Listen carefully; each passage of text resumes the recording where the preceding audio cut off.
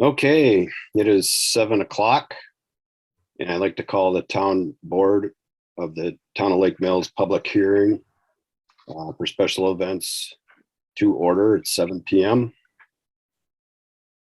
A draft of the ordinance are available on the town board and town website.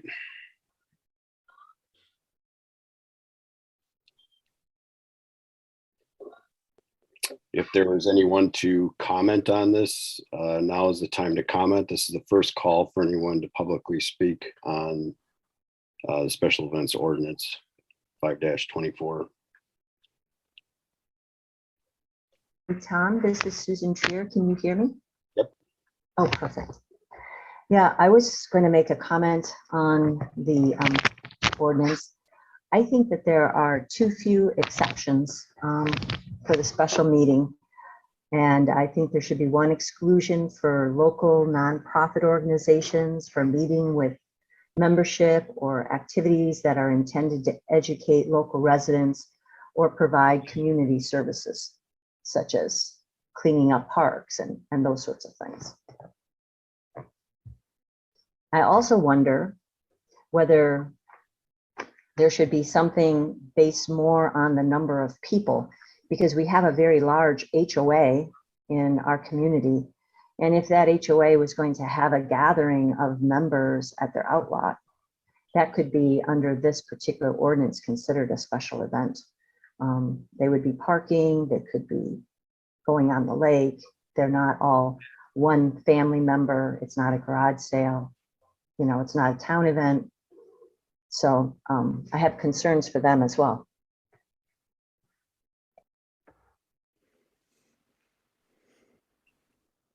Are you finished? Yes, I am. Thank you. Thank you for your input. Anyone else on the first call for public opinion? Yeah, this is John Crump. I would also like to make similar comment to Susan, and that is, I think that there are too few exceptions.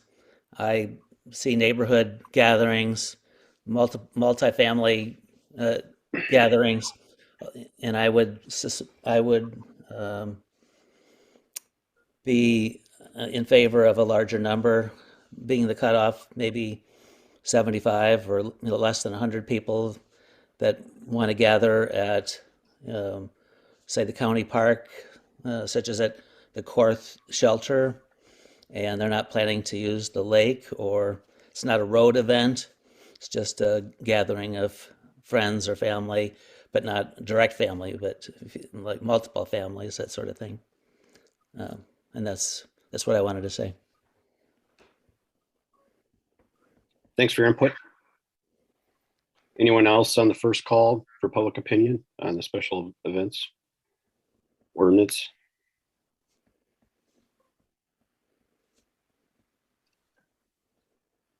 Okay, second call for public opinion on special events ordinance.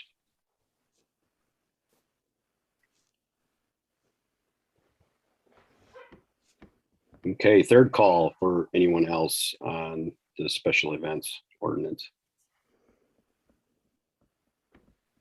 I make a motion to close the public hearing on 5-24 special events. Second. Any discussion? All in favor, say aye. Aye. All opposed on the same sign. Motion carries to close the public hearing.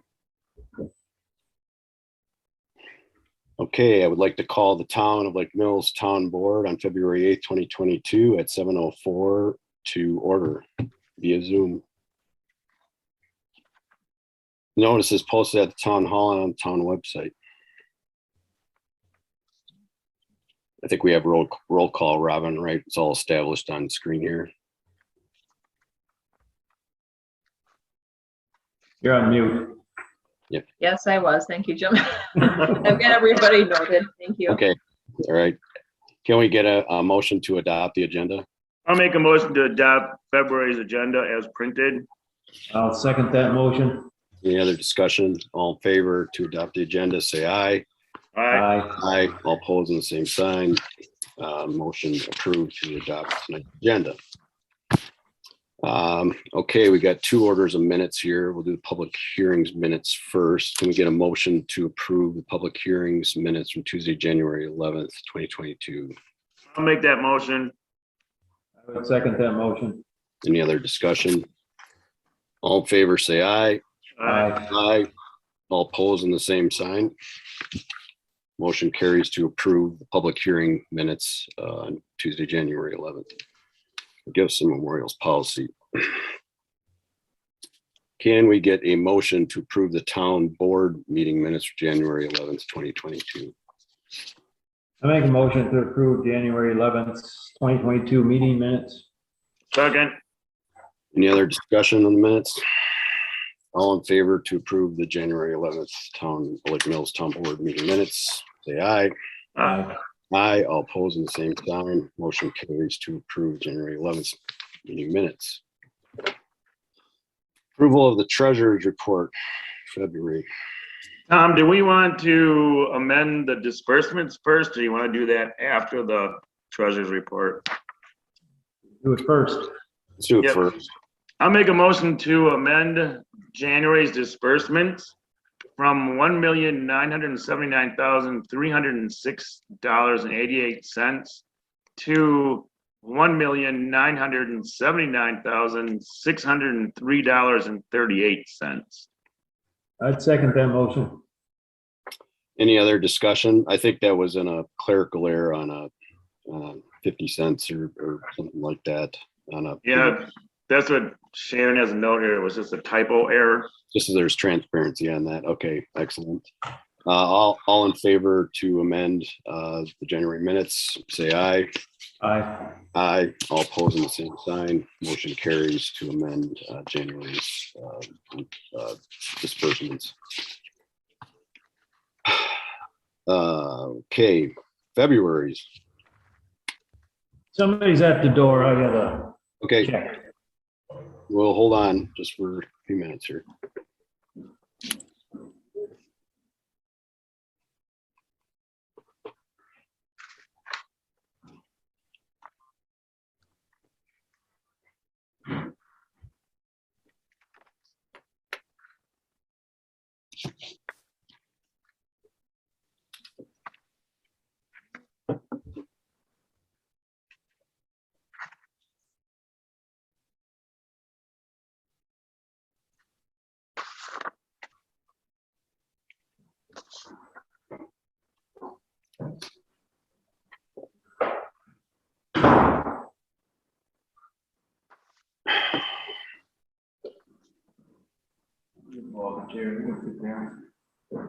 Okay, I'm back.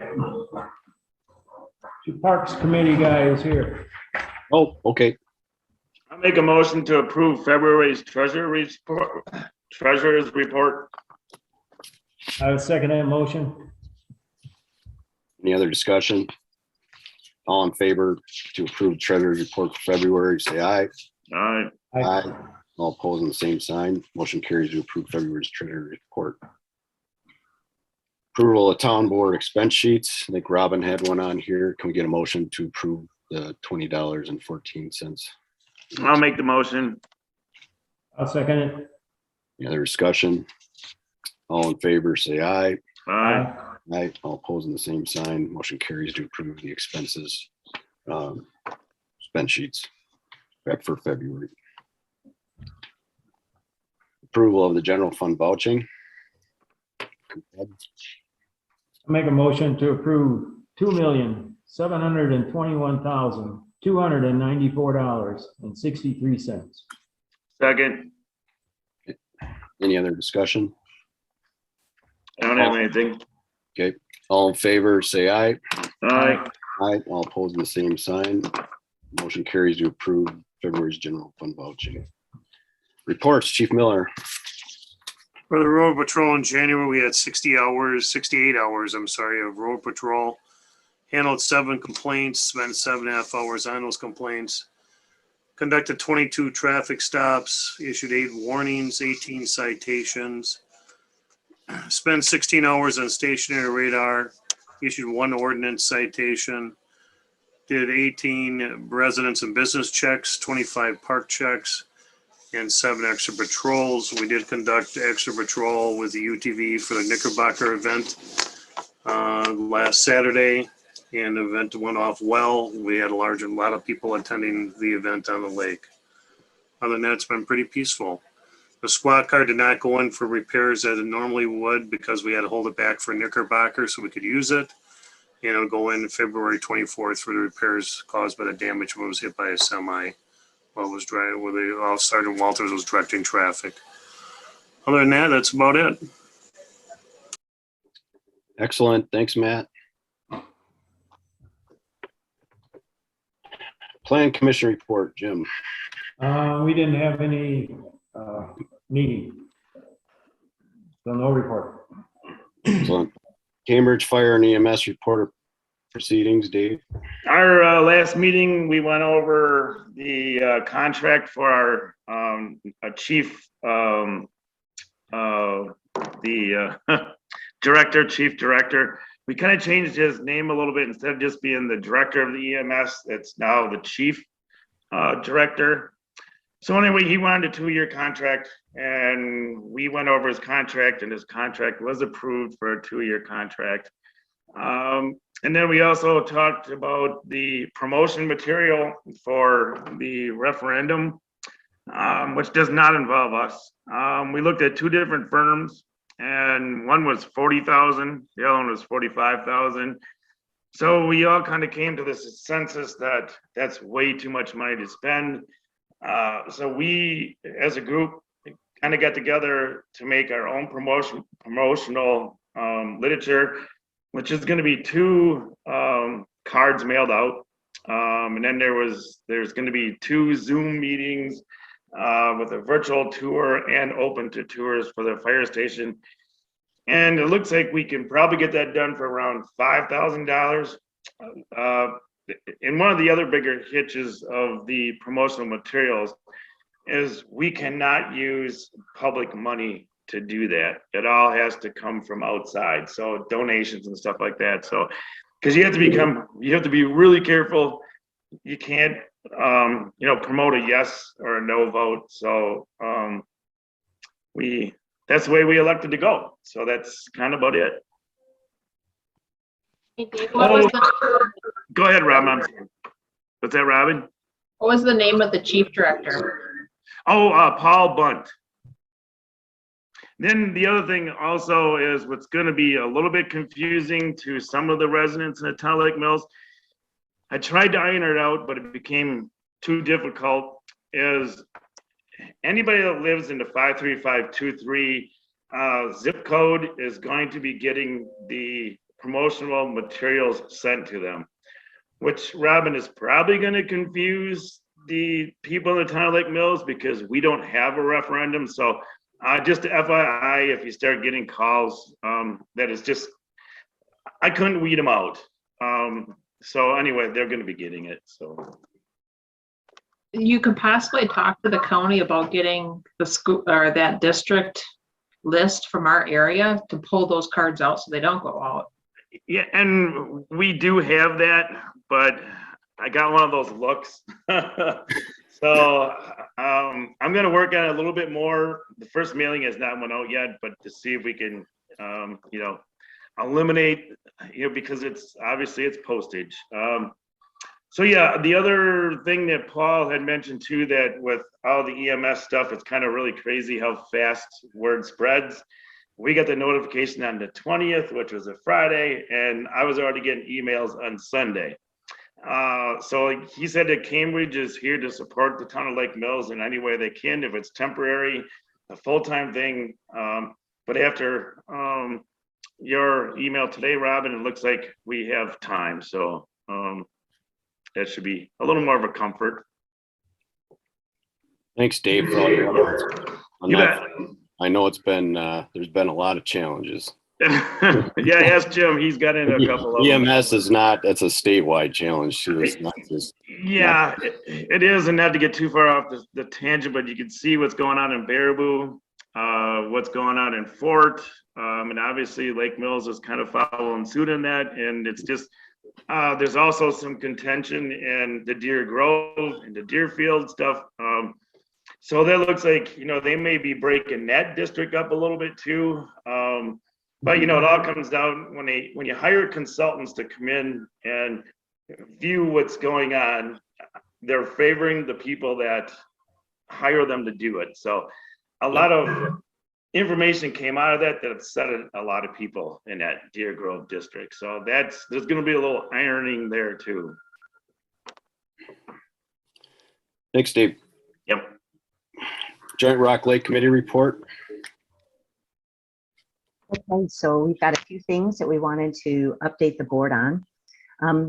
As you're aware, the committee crafted a substantial recommendation to prevent new aquatic invasive species from entering Rock Lake, which we sent to you via email. And I'd like to highlight the most immediate recommendations during my update tonight. The most critical tool we have is Clean Boats, Clean Waters and the cleaning stations at each launch. And we're asking the board to develop a tracking and a replacing strategy of the tools at the cleaning stations so that the tools are always available to boaters. Jefferson County Land and Water Conservation Department offered to do this for the board, and that offer has not been pursued. So now we're asking the board to clearly outline their plans. Another recommendation we made is to develop a volunteer citizens monitoring program for aquatic invasive species just for Rock Lake. And we're asking the board to purchase the manuals for the volunteers. The manuals are only $10 a person, and perhaps you can address this during your town budget discussion tonight. The next thing is the committee is still working on developing a recommendation to improve the stormwater infrastructure at the Sandy Beach launch.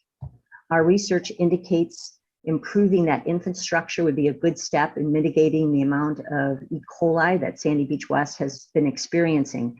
As you know, that beach has been recommended by the Wisconsin DNR as an impaired beach for E. coli, since in the last 5 years it's experienced 10 closures and 4 advisories, much more than any other beach on Rock Lake.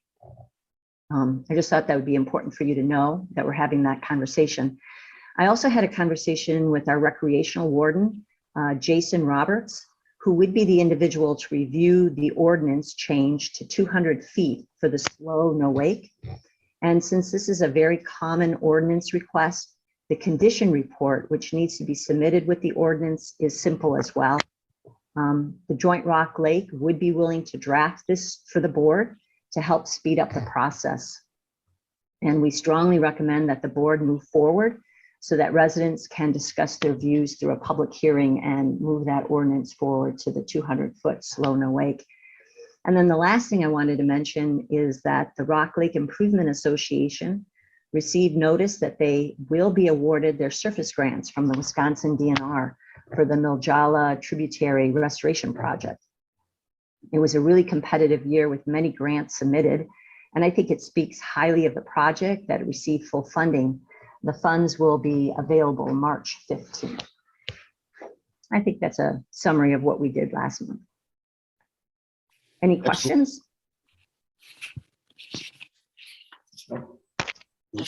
Thank you for giving me the opportunity to update you. Absolutely. Thanks for your efforts. Road maintenance report. That's me. Well, a lot going on there.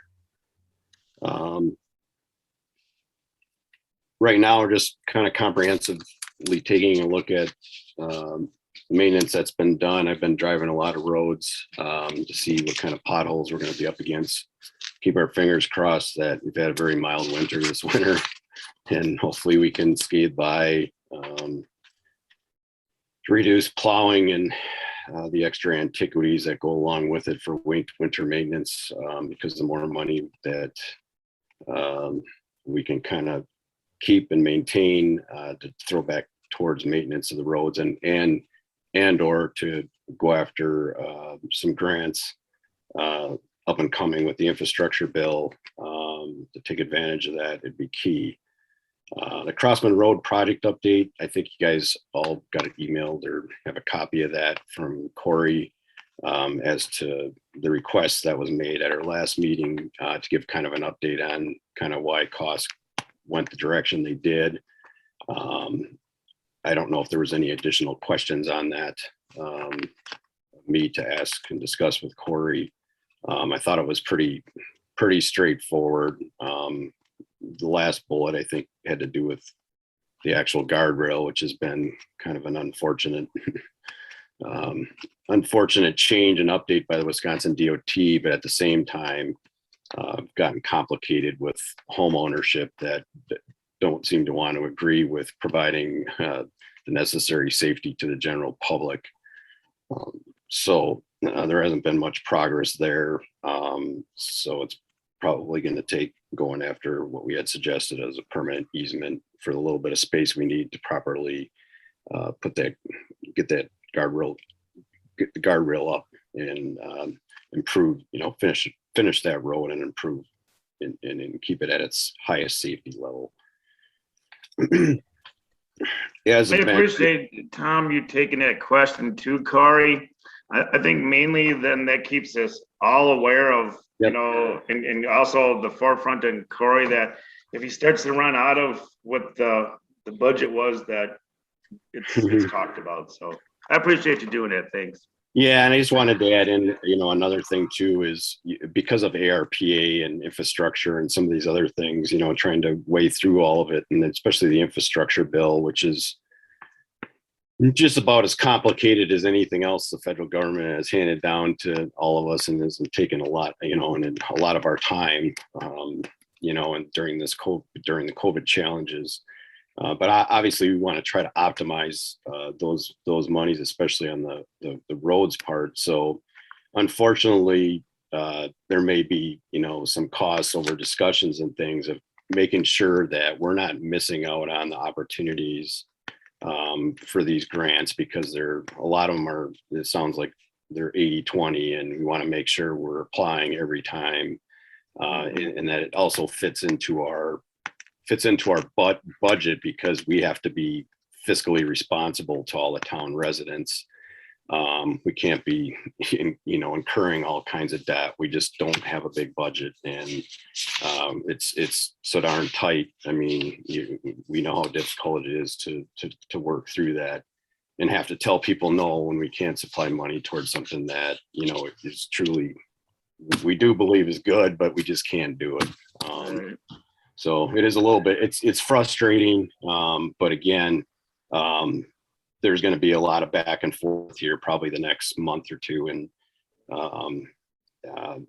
so there's some moving parts, and I'd ask that, we try to be as flexible as possible in our decision-making for road maintenance this year, that some things may get done. And then if we do get a grant, maybe we have to drop something off the table or something till 2023, depending on how everything shakes out. But Right. But we have to be vigilant. We're already in a big loan, and we don't want to keep tacking up loans, that's for sure. So that's kind of the gist of the road maintenance report. Potholes wise, at least it doesn't look real bad, but I will say Mud Lake Road, I'm not even sure it's like pothole worthy on the eastern section of that, where the edge is coming apart, and it's just a really bad road right now, and that might lend itself towards a future grant, potentially in 2023. So we might be challenged with maybe not doing potholes, and maybe doing just a grind and a pack like we did temporarily, like in some of those micro spots or whatever, like we did out on Scholmeyer Lane. But we have to weigh options, because I really don't want to spend, $8,000 on potholes on a road that we need to take care of, in the very near future. So it's all stuff that tough decisions that'll have to be considered.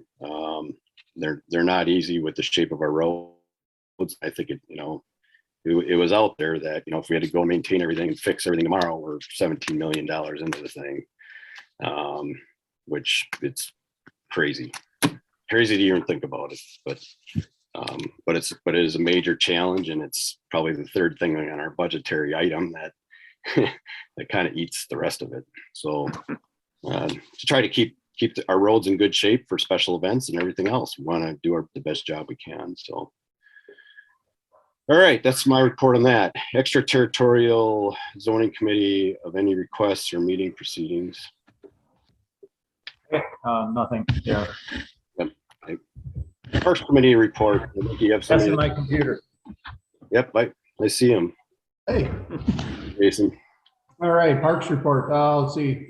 I was in contact with the surveyor and he's gonna get a contract or something. Oh, it should be said beginning part of February here now, and plans on doing the work in March. So when the weather's nice. But so that was kind of what his time frame was so far.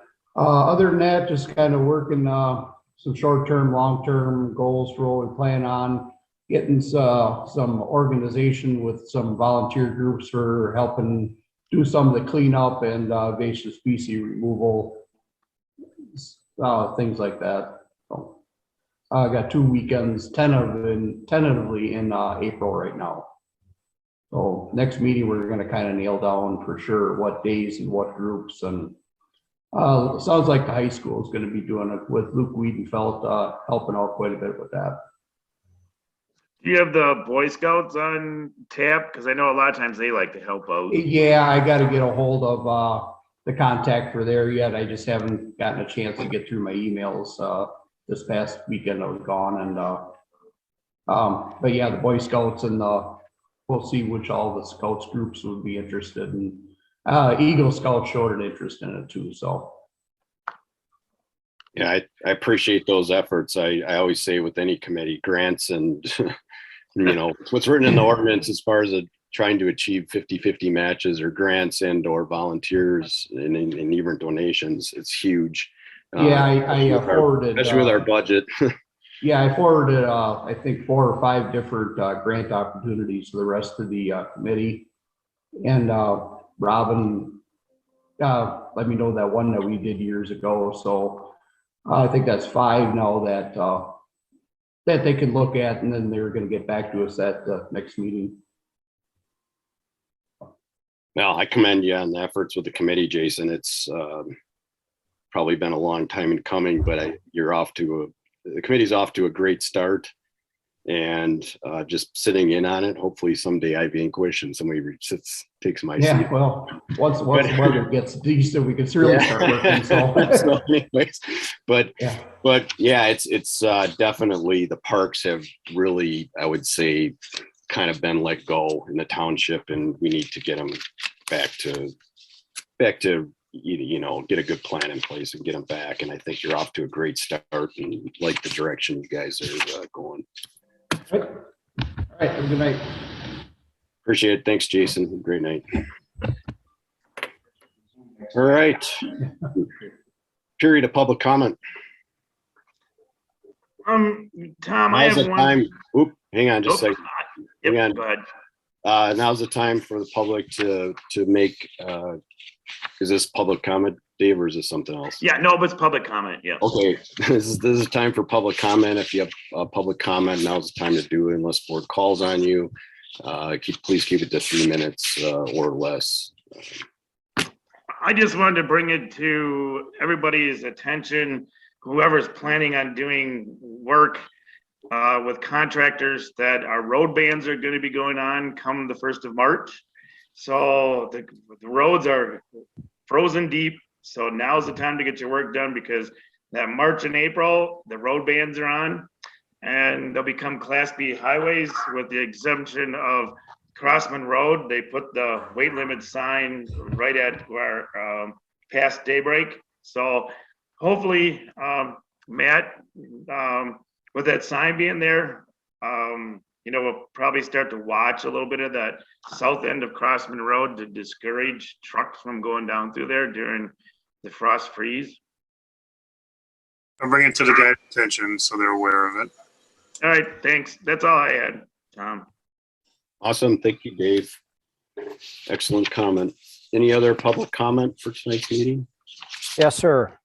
Good evening, and thank you for giving me the opportunity to address the Lake Mills Town Board. My name is Tom Krejci, and I own property at W7852 Shore Acres Road. The concern I'd like to address this evening is Rock Lake water safety. with specific concerns regarding swimming off the shore at Tyranina Park. I've owned property at Shore Acres Road just south of Tyranina Park since 1983 and can easily view activities off the park shoreline. I also maintain a swim raft for Shore Acres community and have noticed a few trends regarding use of Rock Lake near my home. There are more people and dogs swimming off the shore of Tyranina Park. There are more neighborhood children swimming to, from, and off my swim raft anchored 150 feet from shore. And at times these kids are swimming underwater for quite some distance. I've seen an increase in the number of people engaged in long distance swimming. Paddle sports, particularly kayaking and stand-up paddleboarding, have increased. My concerns are that motorboats are operating at high speeds much closer than allowed, that being 100 feet from swimmers, rafts, and piers, along both the Tyranina shoreline and near our neighborhood swim raft. Power boats can legally operate at any speed if they are 100 feet from shore along Tyranina Park, yet swimmers can legally swim 150 feet from shore. I'm equally concerned by boaters cruising between our pier and our swim raft at greater than true slow no wake speed. Long distance swimmers must stay close to the ends of piers to avoid power boats.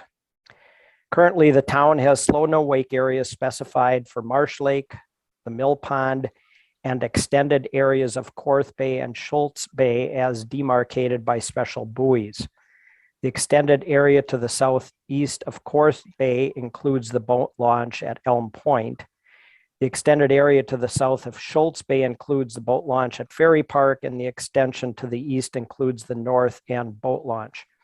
There are also designated areas for swimming at Bartles Beach, Woodland Beach, and Sandy Beach, including the Sandy Beach boat launch. All of these areas comprise much of the shoreline of Rock Lake and would not be impacted by a uniform 200-foot slow no wake zone. All other slow no wake areas are designated by the Wisconsin DNR boating regulations. The three regulations I'd like to highlight are the designated slow no wake zones for power boats, personal watercraft or PWCs, and swimming regulation. First, the definition of slow no wake as provided by the Wisconsin DNR. Slow no wake speed means the speed at which the vessel moves as slowly as possible while maintaining steerage control. Unfortunately, I often observe that many boaters seem to pay more attention to the lack of a wake rather than minimizing their speed. And this seems to be particularly true for pontoon boats, ever increasing on Rock Lake. Personal watercraft cannot operate closer to shore than 200 feet at any speed greater than slow no wake. All other motorboats must operate at slow no wake speed within 100 feet of the shoreline, 100 feet of the ends of docks and piers, 100 feet from my swim raft, or the buoys marking a swim area, and they have to stay 100 feet away from a swimmer unless that particular vessel is assisting the swimmer.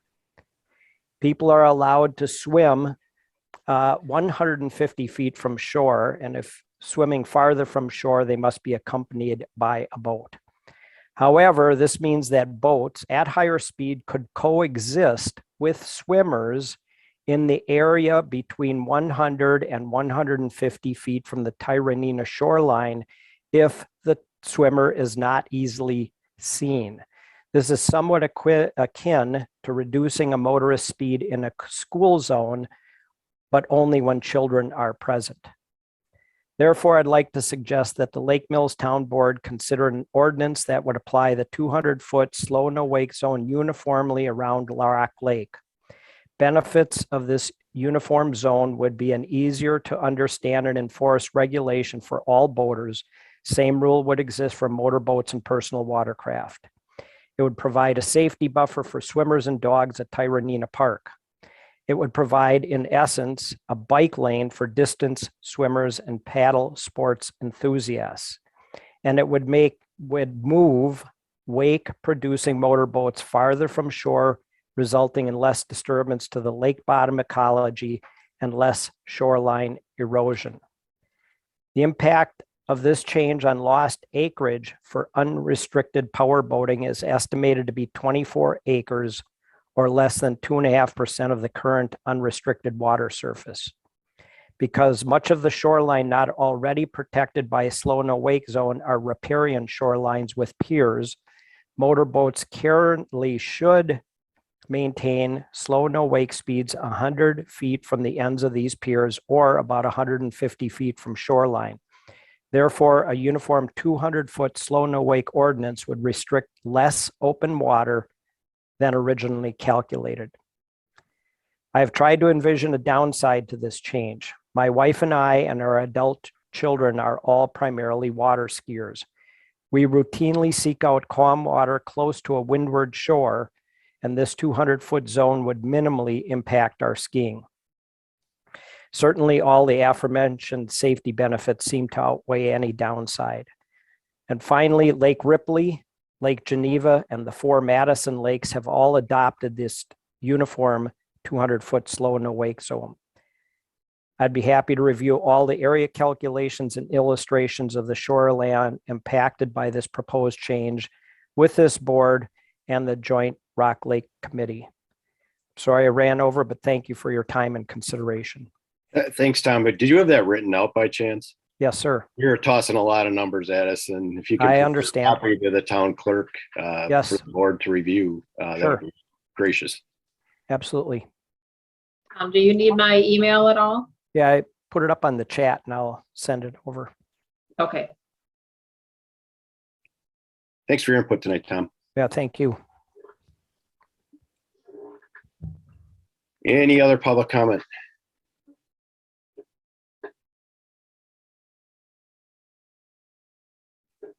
Okay, moving on to applications. Discussion and or decision of request for operator licenses for Lake Mills Travel Plaza for, I'm going to try to get this all.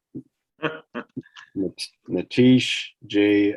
Awashti, Usam Singh, Kaya M. Bean, and Ranveer Singh. So I guess we can address them one at a time and ask Matt if everything's in, well, I guess we can ask Matt on the front end if they're all in order. Sergeant Kevin Miller did a background check on all of them and did not have anything that would prevent him from having the license. Okay, that's good news. That speeds that part up a little bit. Okay, so to prove the, not sure these are in order on my sheets here, so let me, okay, so to approve the first one, the first operator's license for Natish J. Awashti, can we get a motion for that? I'll make that motion. Second it. Other discussion? All in Yeah, favor? yeah. How come their address is Minnesota? That's where they live.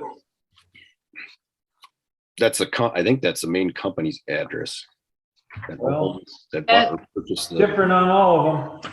Yeah, that is their residence addresses, and I did check into what residency requirements are for the operators and such, and the operators, to the best of my knowledge from looking into it, they don't require to have a Wisconsin address. The only one that's required to have a Wisconsin address was I think it was the agent. I think that's correct. So they're gonna drive from Minnesota to do their shift and drive home. Okay, whatever. Probably not, probably not. I'm assuming they're probably moving here, but Yeah. all in favor to approve Natish J. Awashti for operator's license, say aye. Aye. All opposed in the same sign. Motion carries to approve Natish J. Awashti. Okay. Can we get a motion to approve Musam Singh? I'll make the motion. Second. Discussion. All in favor, say aye. Aye. Aye. All opposed in the same sign. Carries to approve Musam Singh. Can we get a motion to approve Kaya M. Bean operation? Make a motion to approve. Second. Discussion. All in favor, say aye. Aye. Aye. All opposed in the same sign. Motion carries to. Can we get a motion to approve Ranveer Singh's operator's license? Make a motion to approve. Second. Discussion, all in favor, say aye. Aye. Aye, all opposing the same sign. Motion carries to approve Ranveer Singh's operator's license. Discussion enter decision of amendment to the Jefferson County Ordinance defining agriculture tourism. Is there a deadline that this has to be returned by? Robin? Because the plan commission, you're on mute. Sorry, I thought I clicked it. I did ask when they wanted them back by. They said they'll wait until they have the majority of the towns back, because I told them we just missed the deadline for doing a plan commission. And I did ask Steve Nass if he wanted it on the agenda, but then I found out he's been busy. His dad passed away, so he's been at a funeral outside. Oh, so you didn't get an answer back from him or? No, I did not from Steve. So if the town board wants to push it back to the plan commission for the March meeting on March 1st, you could do that. I believe the county would wait if they know that we're going to submit something. I would just soon do that. I mean, give them a chance at it. And as far, like you said, the county only needs a majority of townships anyway. Right. So our one vote isn't, if it matters, then they'll have to wait. If it doesn't matter, they just move ahead without it. So I would move to push it back to get input from the plan commission before we pass it. Second.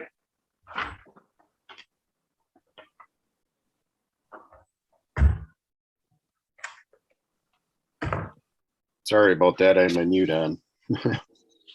Robin's rubbing off on me here, I guess. Can we get a, we had the second already, right? Any other discussion? Correct. All in favor, say aye to move this to the March meeting or March Aye. planning commission meeting. Aye. Aye. All opposing the same sign. Motion carries to the plan commission March meeting.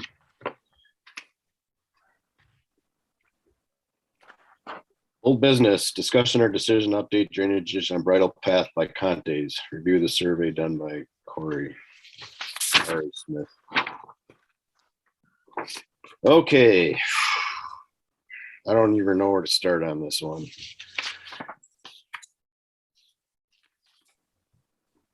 The cost of the design was, I think in the engineering and everything was like $3,500. And Corey estimated, I think, anywhere from $3,000 to $5,000 to do this work, to bore and everything. It just depends how the boring goes underneath the driveway. I'd entertain anybody else's thoughts on this one because I hope it would be the solution, but I don't know. I'm not very optimistic on this whole ditch here, as flat as it is, but.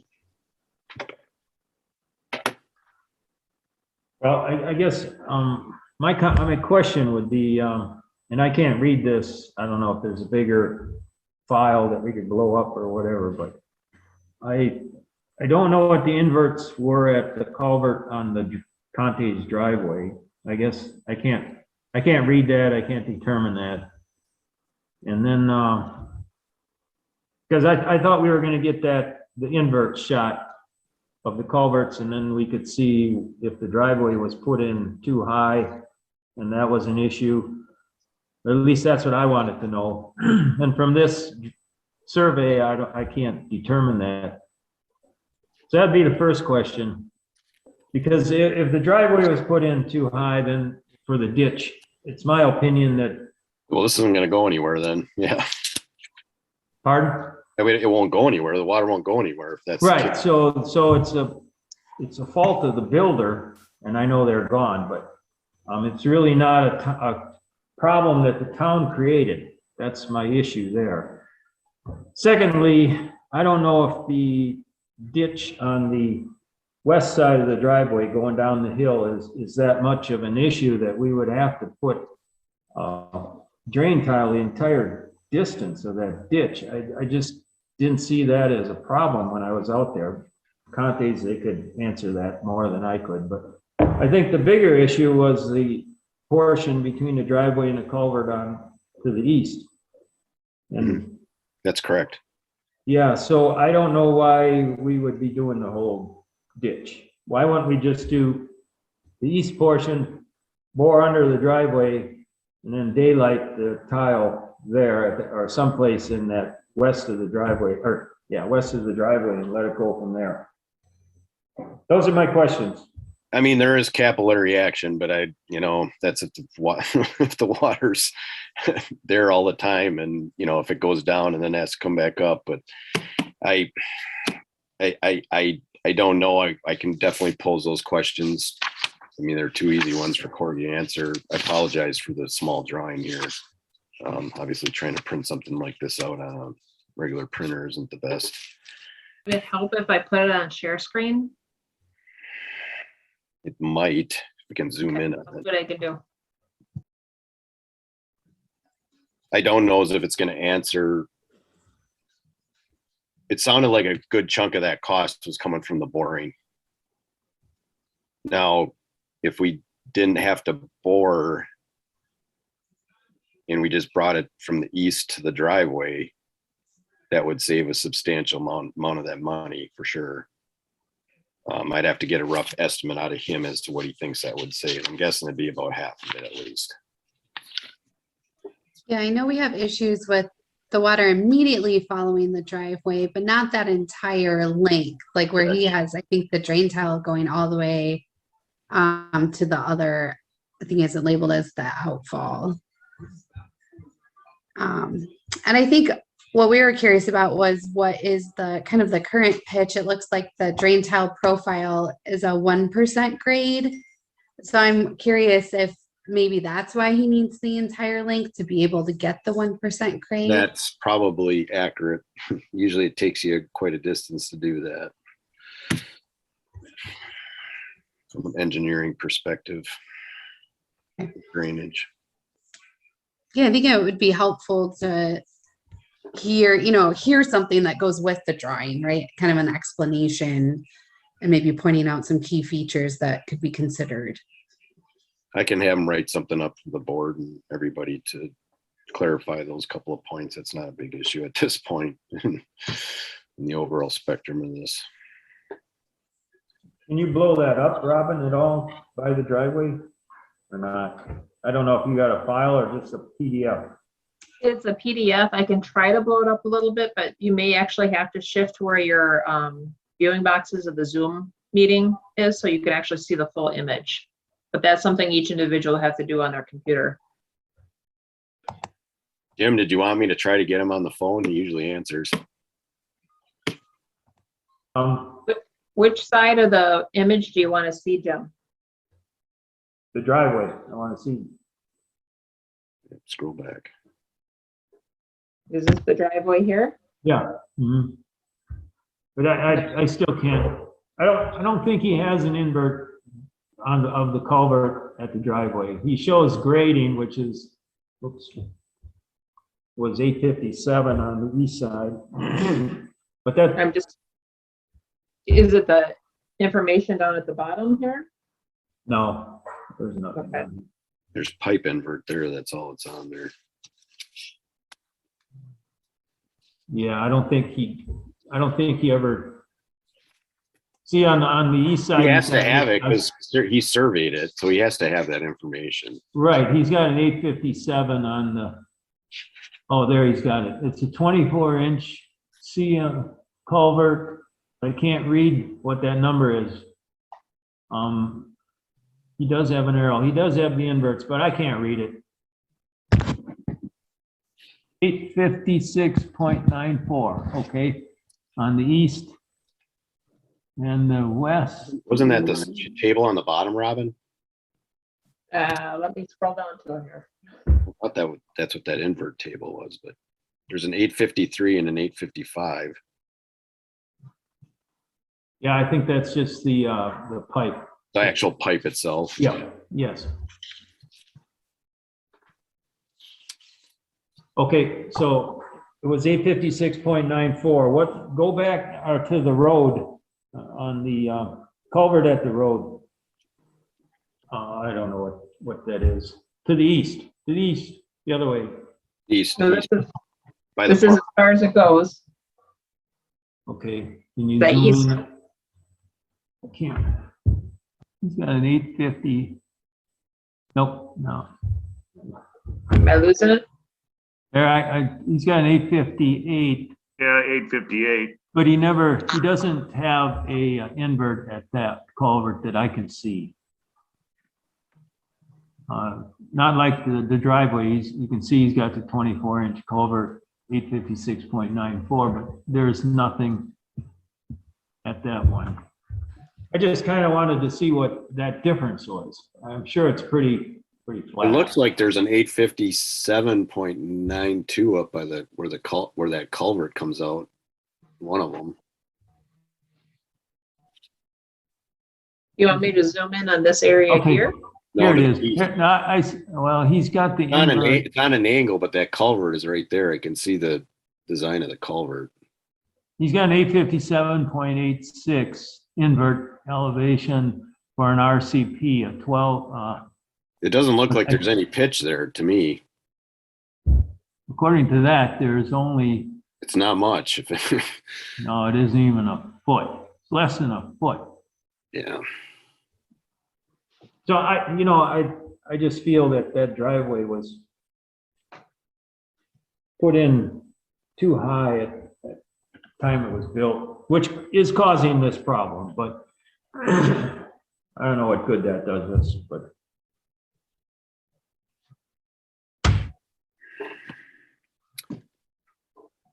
Are we done with the image? Yeah, I think so. I mean, those are two questions I can bounce off of. I'm sure you can just give us a written response to that. How much do you think it would cost to, or he could estimate, Contes, close your ears, Contes, to saw cut their driveway and replace the culvert, drop it, and then re-pour their driveway? Cheaper than $4,000. I would think. Probably. We'd entertain that. Yeah, we would entertain that. I mean, Yeah, we can get worth that. looking, it's worth looking at. The problem I have with it is we have no idea we have an estimate on rough estimate on what the boring would cost, but that's if everything goes perfect, Right. and it can be a couple $1,000s on either side of that. Probably on the higher side, not on the other side. Right. And then you've always got, with this solution, there's always going to be a maintenance issue because that drain tile's got to plug. Yeah. Yeah. Yep. Somebody's gonna have to go in and squirt water down that thing and flush it out every 5-10 years or whatever. I don't know. Dave, you're more familiar with drain tile than I am, but. Yeah, I see the rat guard, that would be a must on the lower end, but the worst trouble is if you have any place where you're gonna have any surface inlet, it's gonna have to be screened. You're gonna have to constantly be cleaning it out. Otherwise it will fill up and you'll have to jet them out. So yeah, it's a maintenance nightmare. The only thing what I'm wondering, Jim, is when we've looked at this, if lowering that culvert would do any good, because it seems, I don't see surface water. I see spring weeping. Yeah, that's what I see. So that's what I'm scared of too. So I don't know what, I can see the drain tile working, but again, they have to take it so far to get that 1% slope. So, yeah, it's. Okay, well, those are my questions. I would just like Corey to address them if he can. That's fine. I think those are. Before we got time to pull the trigger on this thing. Yep. Yeah. Yeah, We we want can. it to be right. Yeah, we can have that for the March meeting for sure. We already tried once. Well, Yeah. I don't think we want to gamble anymore. And I know it. Yep. We could gamble on, lowering the culvert, and we could gamble on drain tile. We could lose on both of them. But All of it. The way yeah. this thing's going. So unfortunately. All right, do we need a decision on that to get the information from Corey? I make a motion to table it till the March meeting for then entertain or wait for more information from Corey to address those questions. Great. A second? Dave, you get a second on it? Yeah, second, yep. Yep. Any other discussion? All in favor to table it and get the questions answered from Corey, a couple of questions answered to Corey till the March meeting, say aye.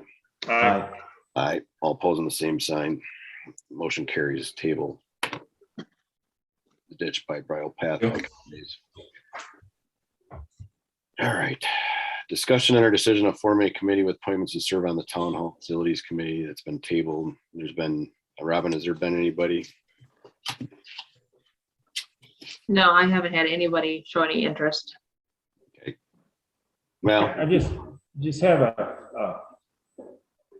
concern about that is that we paid HSR their $3,000 and per their contract for that, the work that they were going to do, they didn't complete all the things, and I know it would be difficult for them to complete it without input from us, but I'm just, before that gets too far down the road, I'm wondering if the town board shouldn't meet with HSR and at least finish out the work that, you know, they were supposed to provide a 2D plan, and we should have some documents and things from them. We got a schematic at one time, they presented that to us. I think Dave, you probably remember that. Yep. And from there, they were gonna move to 2D plans. And I know it would be just guessing of what we want, but I would like to find out from them what they feel they still owe us, and what, I know what the contract with them says. Okay. And see where they're at before get a year down the line and then everybody just forgets about it. Because this committee is not being formed, so I don't know how you guys feel about that, but I mean, I could contact HSR or if you want me to, or whatever. Or Tom, you can. I agree. I don't think it should be lost. I think we've been in a tough environment, and I think trying to find people to serve in any capacity in the COVID world has been a challenge. And I think it's going to come around. It's being optimistic. So I do feel we should, keep it moving. It is important. I mean, the building is old and everything else is old. It's hard to clean. I mean, been there, done it. So we need to address this. And I'm more than willing to do it. Jim, I know you have the planning and engineering or the architecture background. You're probably the better person served to talk to these folks, but it's up to you. Contact them. So I'm comfortable with you doing that. Okay, I will reach out to them and see where they're at and report back in March.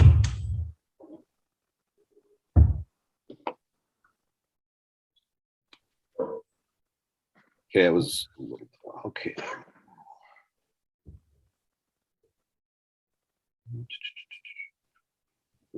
Okay.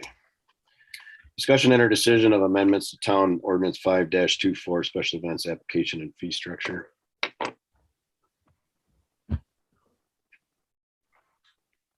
Any discussion? Well, we had the comments during the public hearing. Yeah, I was a little bit, I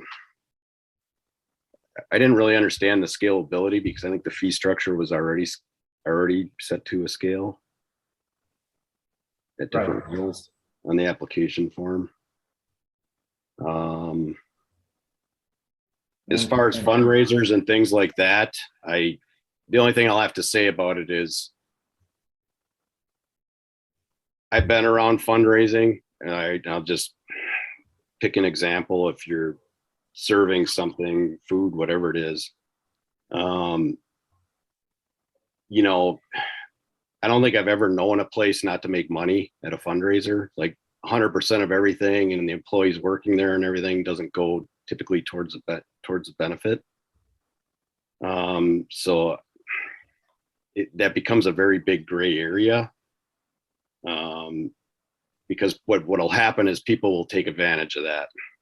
And it does cost the town, any event costs the town valuable resources, because you have to keep safety at the topmost priority, especially with emergencies and things like that. So, there is law enforcement presence typically required, in some capacity, at least making sure one of our part-time police officers or more are on when things like this are going on, so we can respond quickly and not have to rely on the county sheriff's department.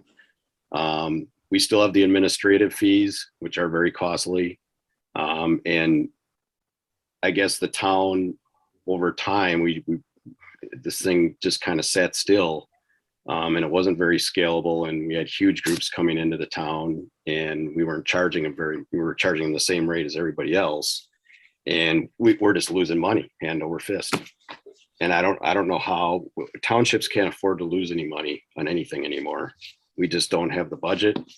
And that's just my feeling on it. Tom, just so you know, Susan had just put something up in the chat. Oh,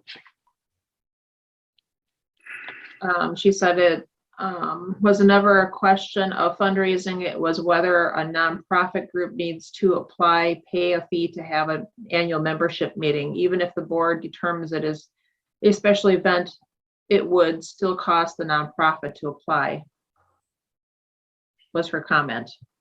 okay. Correct. I mean, there's still town resources involved in any event. I mean, all I see is, we have very few businesses in the township, so we don't really benefit from any special events, unfortunately. But there are beneficiaries for fundraisers and things like that. I totally understand that, but we still have to make sure staff is on. We still have to pay for all that. So whether it's a nonprofit or not, I mean, there's money involved, and when those fees are charged out, or however they decide on doing that to create a fundraiser, they're just going to have to account for those application fees. And Tom, one thing that I think the board members probably have experienced with the special events, it also involves sometimes town property, meaning the use of the roads or use of road right of ways, even if it's a gathering within a neighborhood that needs approval at some level. Mm-hmm. And all that costs administrative time, so. There's a couple, like 524.4 permit required. No person shall stage, hold, present, or conduct a special event within the town without a valid permit issued in accordance with this and any other town ordinances. Whether an activity is a special event or an event that requires a permit shall be determined by the town board, and such determination shall represent the final decision of the board with regards to the activity. There's an out there. The other 524.5 exceptions, an indoor special, these are exempt, an indoor special event of any kind, a special event held by the town, and large family gatherings and yard garage sales. That addresses the couple of the issues that were brought up during the public, but not the nonprofit one. But it's a town board decision. If you're going to hold a big gathering like the one person said with 75 people at your home, that doesn't come underneath this at all. You'd have parking restrictions and things like that you'd have to deal with, but that's different ordinance. As long as it's not advertised to the public. I think it has to be a private, if I remember correctly. Well, it says yard garage sales too, so those are. We kind of breached that one this spring with the HOA that wanted to do something, I think. That wanted to serve alcohol and do other things. Yeah, remember that one? Is that the one at the county park? The block party? No, up in No. Bridle Path.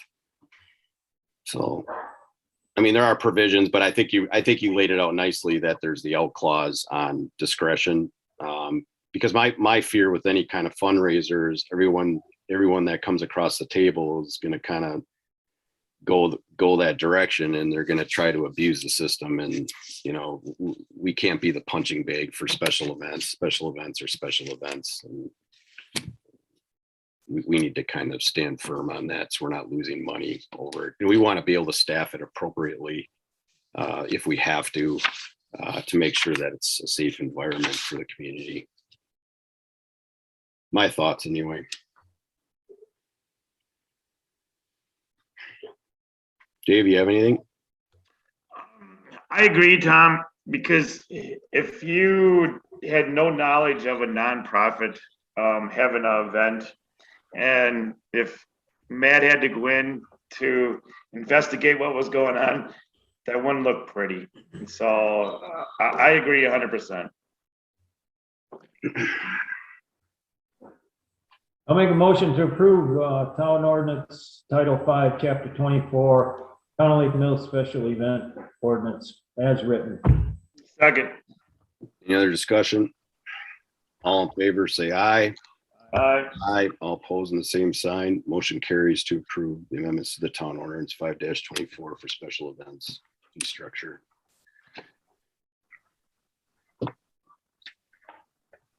Discussion and or decision of RFP for Town Hall cleaning service. Speaking of COVID challenges, trying to find a cleaning service. Yeah, we have had nobody apply. I had one individual that I showed the town hall to. She sounded real promising, and then she never sent anything in. And I reached out to all the ones I could find in the area that I figured would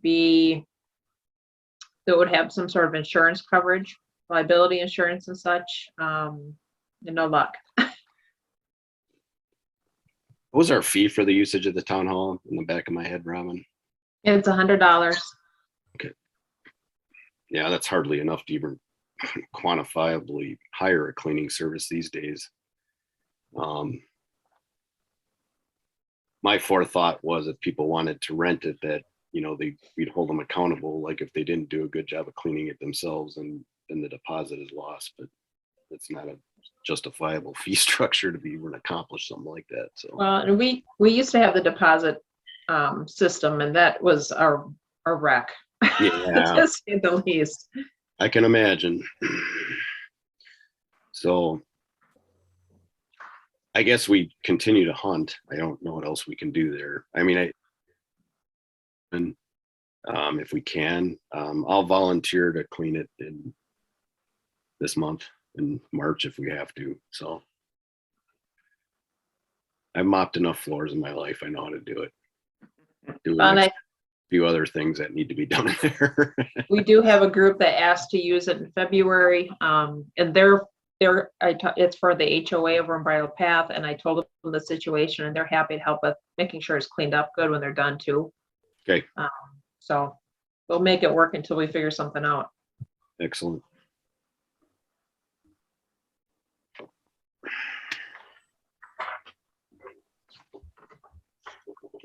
This is pretty much tabled till next time. Discussion or decision of amendments to the 2021 town budget.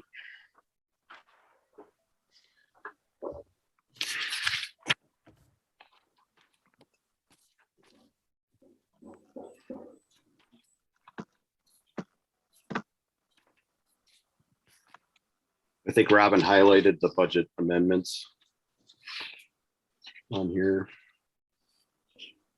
First off, was there any questions as far as any of the amendments? Jim kind of did a quick review of it prior to sending it out to you, Dave and Tom. So if there's any questions, let me know. I'll tell you, the main thing, or the only thing I had Robin change was that she used the ARPA fund to offset the public safety, the fire department Increase. Right.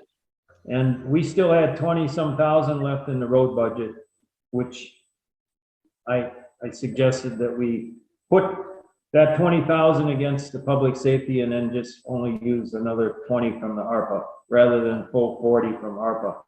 Otherwise, that money would have been lost in the road budget, just would have went in the general fund. At least this way, it helps save the ARPA money so that we can use that for roads. Correct. That was the only real change I suggested to Robin. Otherwise, they look good. If we wouldn't have had all the attorney fees and the fire department overage, we would have done pretty good on our budget. Yeah, we would have. So I guess the resolutions, I don't know if we're gonna read them. We probably should. I can go through and read them. As long as you give me a second after I'm done reading them before you make your motion so I can get it jotted down. Okay. All right, so we'll start with resolution number 1. Be it resolved by the Town of Lake Mills Town Board as follows, that the sum of $20,339.15 is hereby cash applied from the ARPA fund to the public safety budget.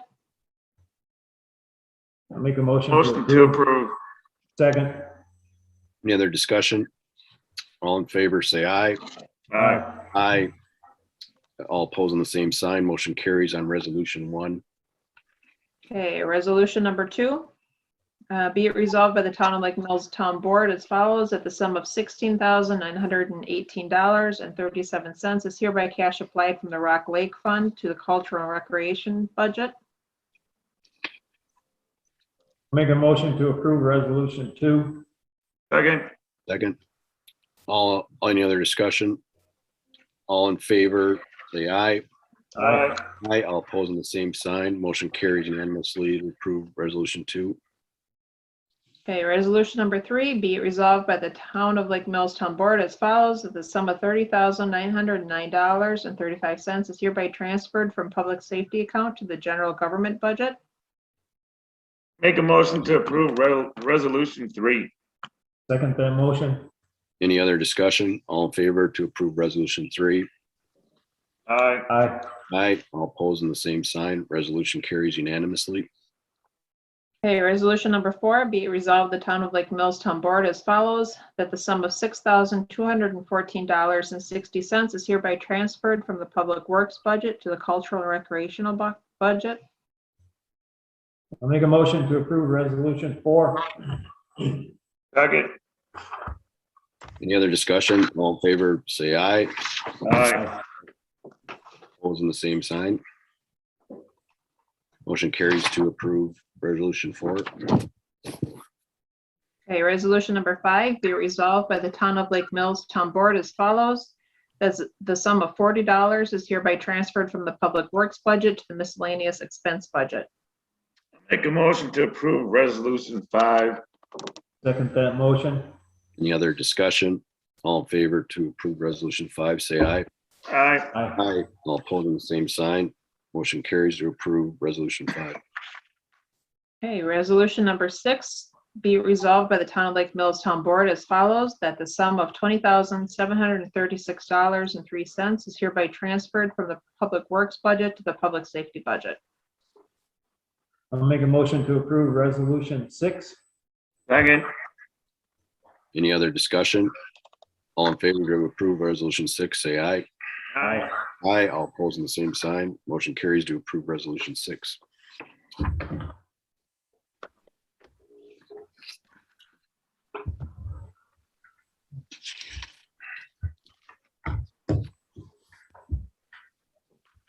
Okay, discussion and/or decision of proposed resolution to increase the town's tax levy. And we thought that was so simple. Robin. Yeah, I'm glad they had the little notes on it and explain where I need to get those numbers from. Oop, You're kind of breaking up, Dave. yep, I didn't hear What that. was that, Robin? Go ahead and say that again. Yeah, you broke Oh. up. Oh, yeah, I said, as I was going through this thing, I felt sorry for you. We thought it was so simple. Wow. No, nothing is simple these days. Yeah, Like- I know it, yeah. And plenty of other challenges thrown in there besides that, so. Now, Jim, you're the one who found this, and reading through this, is my understanding that first the town board would approve the resolution. And then by the fall time is when the electors of the town need to decide whether or not they'd actually allow that, because it kind of refers to the fall meeting that the electors have when they approve the levy, just before or just after we work on the budget and before we set the levy for the tax bills. Well, I would suggest doing an April Mhm. meeting, but you can do it either way, but I think the town approves this resolution first, then you've got 15 days. It has to be published 15 days prior to a special meeting. And done all the legal stuff that has to be done as far as publishing. And then at the special meeting, the electors, that's your second resolution, versus the notice. Then the third page is the resolution that the electors pass supporting the town's resolution. Now, like I said before, they can change the 200,000 to some other number. Then you have to start the process all over again. So I wouldn't wait till October. Okay. Yes, I I agree. would just soon do it in April. Then if they turn it down and suggest a different number, we can do it in June or July or whatever. Okay, and the only reason I brought that up is because one of the calculations that we have to do on, I think it's the last page that shows the different resolutions, we actually have to have the total amount that we're going to levy with the addition of what we're proposing to increase it with, I believe. That's the only thing that we're not gonna know until later in the year. I believe, reading through this, that's what I understood. I could be wrong. And that should be okay, shouldn't it, Robin, to be able to plug that number in at that time?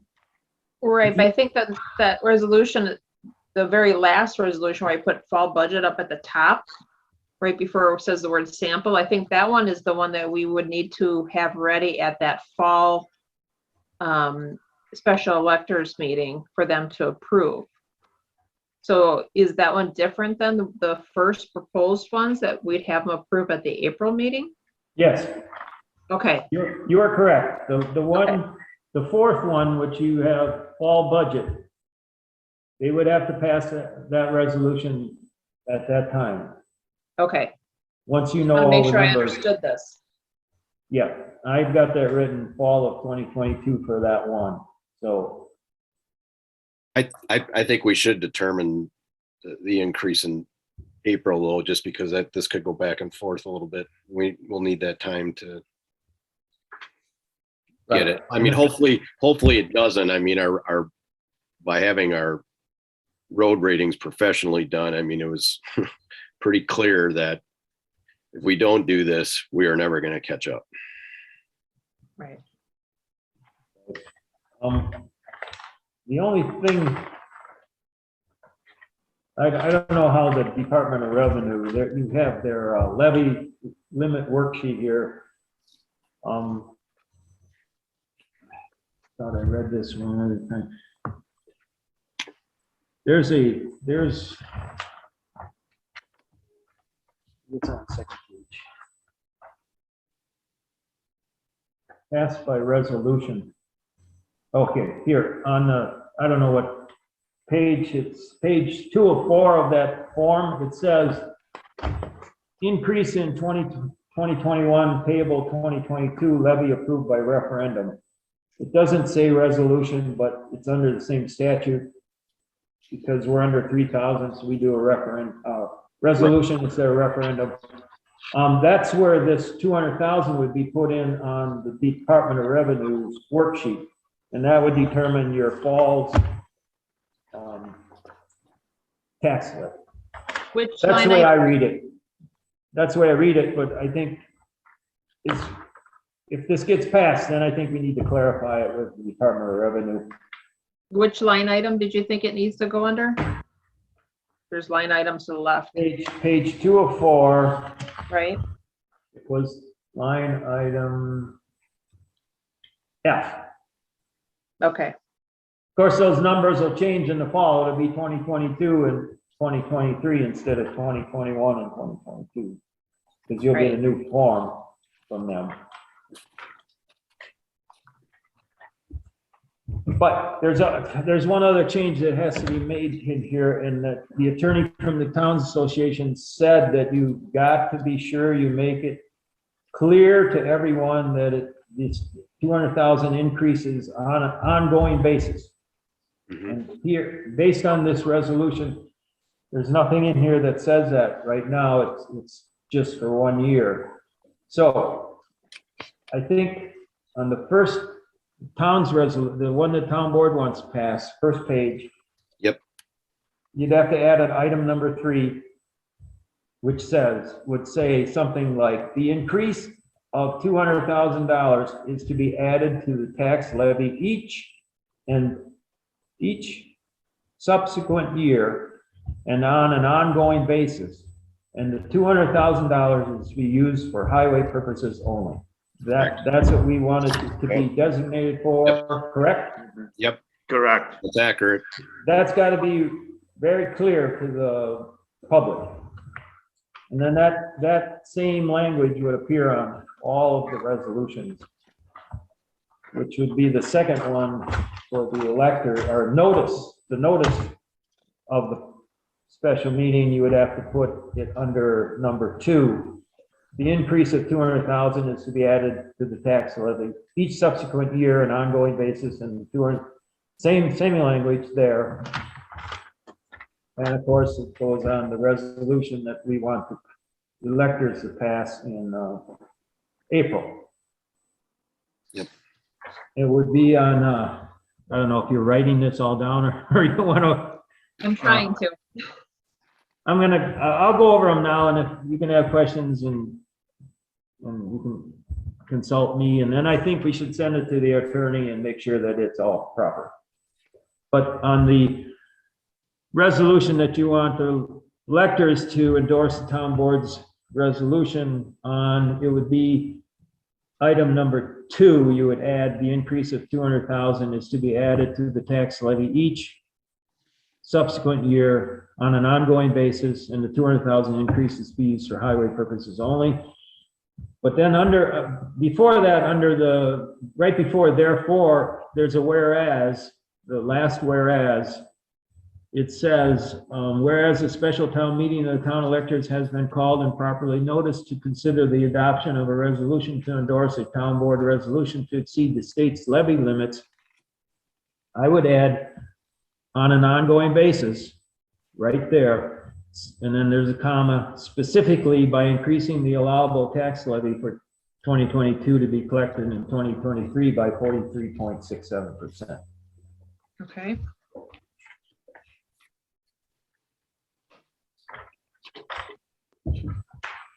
Well, can we, I really think you got to go to the attorney with this. yeah, well, can we get let's actually get a motion to make those amendments and those changes based on those things, and moving it on to the town attorney. So this is prepped and ready for our March meeting. No, the very first resolution is the one that we need to pass at the March meeting, correct? So that it can be at the April meeting. Okay. Yes. Okay. So I'd make a motion to make those changes that I just suggested on all the resolutions and notices. And then, once that's done, send it to our town's attorney for review and approval for the March meeting, for the. I'll second that. Any other discussion? All in favor, say aye. Aye. Aye. All opposing the same sign. Motion carries to make the amendments based on Jim. I think the other thing that has to be brought up a little bit too, that the 43.67% sounds like it's huge. The 200,000 sounds like it's huge, but that's really not the case. We're already doing 150,000, so it's a $50,000 increase. So it's really not. It sounds really bad, but it's really not that bad. And people have to understand that it's only the town's levy portion, not the entire tax bill that they see that's gonna increase. It's just the town's levy. Correct. Correct. I agree with you, Dave, and it has to be very, very precisely put at the April meeting. What Correct. you just said is Yes. that we're only really asking for 50,000 increase. And then we need our numbers, which is 11, that's an 11% increase on the town tax, just the town Okay. portion. Right, okay. It's, it works out to be $10.72 per $100,000 of assessed value. We need to reiterate that and verbally during our, Yeah, otherwise. Yeah, 43% seems like a hell of a raise or increase, when it's really only 11. So for a $250,000 home, it's gonna be $25. Fix your roads in the town. And Jim, are you going to be able to leave a copy of your notes up at the hall there for me? Yeah, I can do that. I'll put them in your box by your computer. Okay, thank you. I can review those too, Robin, once that's kind of done before we send it off to Eric. Thank you. Discussion and or decision of 2022 townway highway projects and maintenance. Okay, plethora of information, but I think it's, I don't know, it's kind of clear cut and simple based on 2022's plan. Last year, we had already discussed Shore Acres Road and hopefully addressing that with some of the county money, whatever's left there. And hopefully we have enough to fit that one in 2022 as well. I've been back and forth with Corey a little bit just because of this infrastructure bill money, and there's an application due, I believe, at the end of April for 2022 to do work, and there will also be another application in 2023.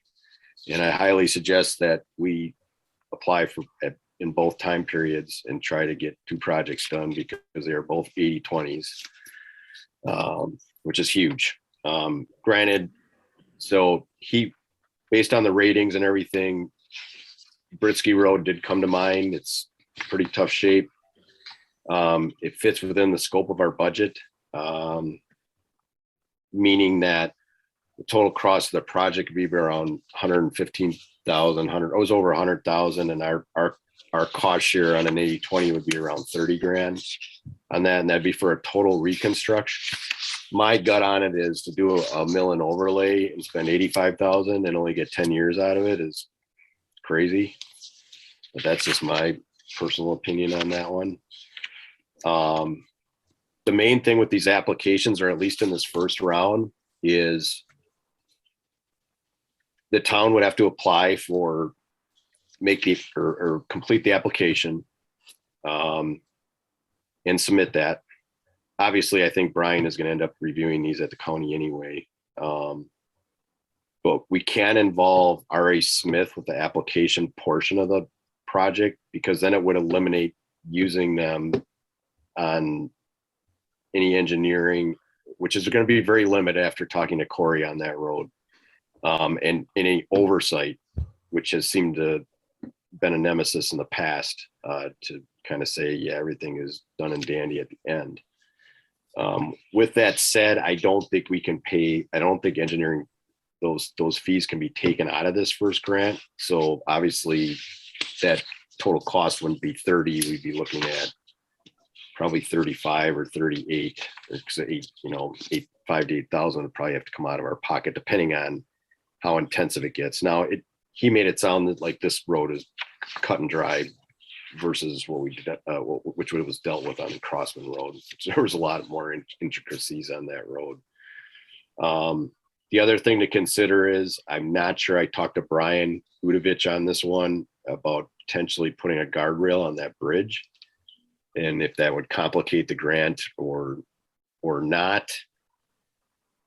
He could go either way on it. I asked him about bridge grant status in this application process, and our bridge does not qualify. It's not below the 80% threshold yet out there. So he said it didn't pay to really go down that road. So the question is, do you include a guardrail in the first application, or do you say, hey, we just want to get the road done at this point, and then maybe when the bridge someday goes below that threshold, whether it's the 80 or 50 mark, then we go ahead and make those improvements with the riprap and everything else under the sun on that bridge at that time. As far as crack sealing, any of that other stuff, really didn't feel it was necessary in 2022 to attack many of those things based on the ratings results. So with that said, I think it pays to kind of keep things simple this year. We have to deal with potholes. We have heck of a lot of brushing to do. We still have the Conte thing hanging over our heads, and we also have the other one with the road right away on the Mahala Channel off of Cedar Lane, whether we would dredge anything in that road right away or not, based on the county's recommendation.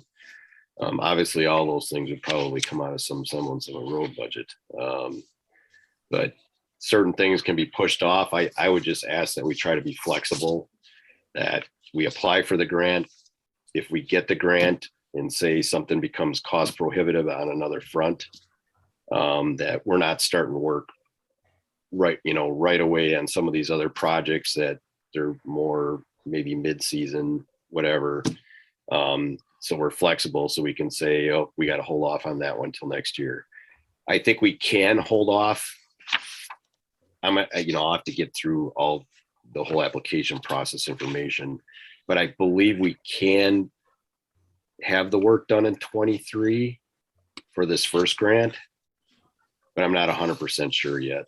Because if we were able to push that off and make some decisions on obviously some of these other things easier this year. That's all I got to say on it, I guess. And hopefully we get out of winter here quick and say have a heck of a lot of savings there. So we want to apply for the 2022 grant for Ritzy Road for $144,832, correct? Pulverized, 4-inch paved. Correct. I agree there. So you want that motion? Yeah, we can keep that in a separate motion because we're going to have some other ones here too. I make a motion that we apply for this grant for 2022 funding for Ritzy Road for a pulverized and 4-inch paved. Second. Any other discussion? All in favor, say aye. Aye. Aye, all opposed, the same sign. Motion passes to apply for the 2022 infrastructure grant for Ritzy Road. And what was that total amount again? Well, the estimate was $144,832. Thank you. Potholes, like I said, aren't too bad. I don't think they're as bad as I think we ended up spending about a total of 9,500 or 9,000 on those last year by the time we did the fall round as well. Because we were 8 on the first time around. I don't feel they're as bad, but we still have a couple months left.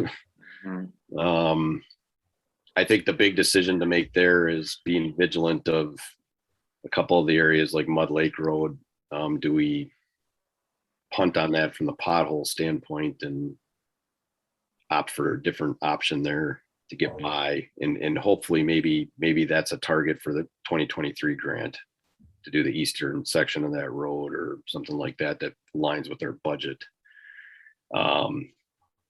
With that said, I want to have potholes done early this year, and I think we all do. So just having some semblance of financials there so we can say, hey, this is a scope that we set.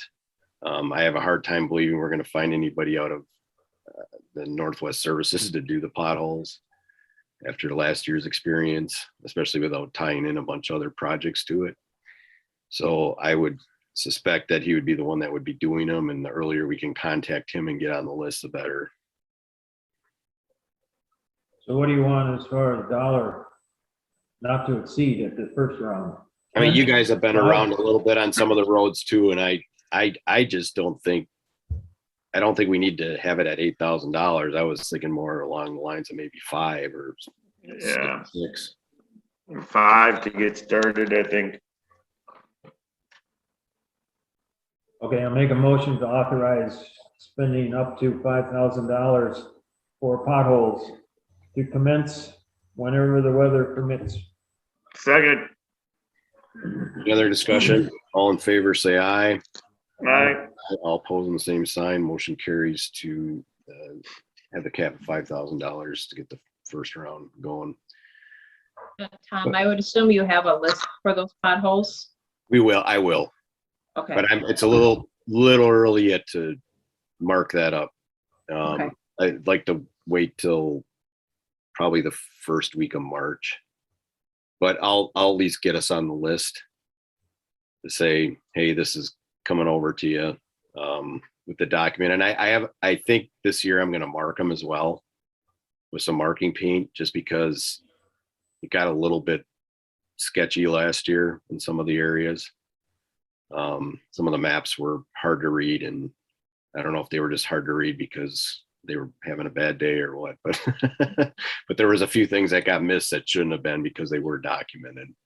well, and I think last year you had estimated that each pothole cost us like maybe $100 to $120 each to fill.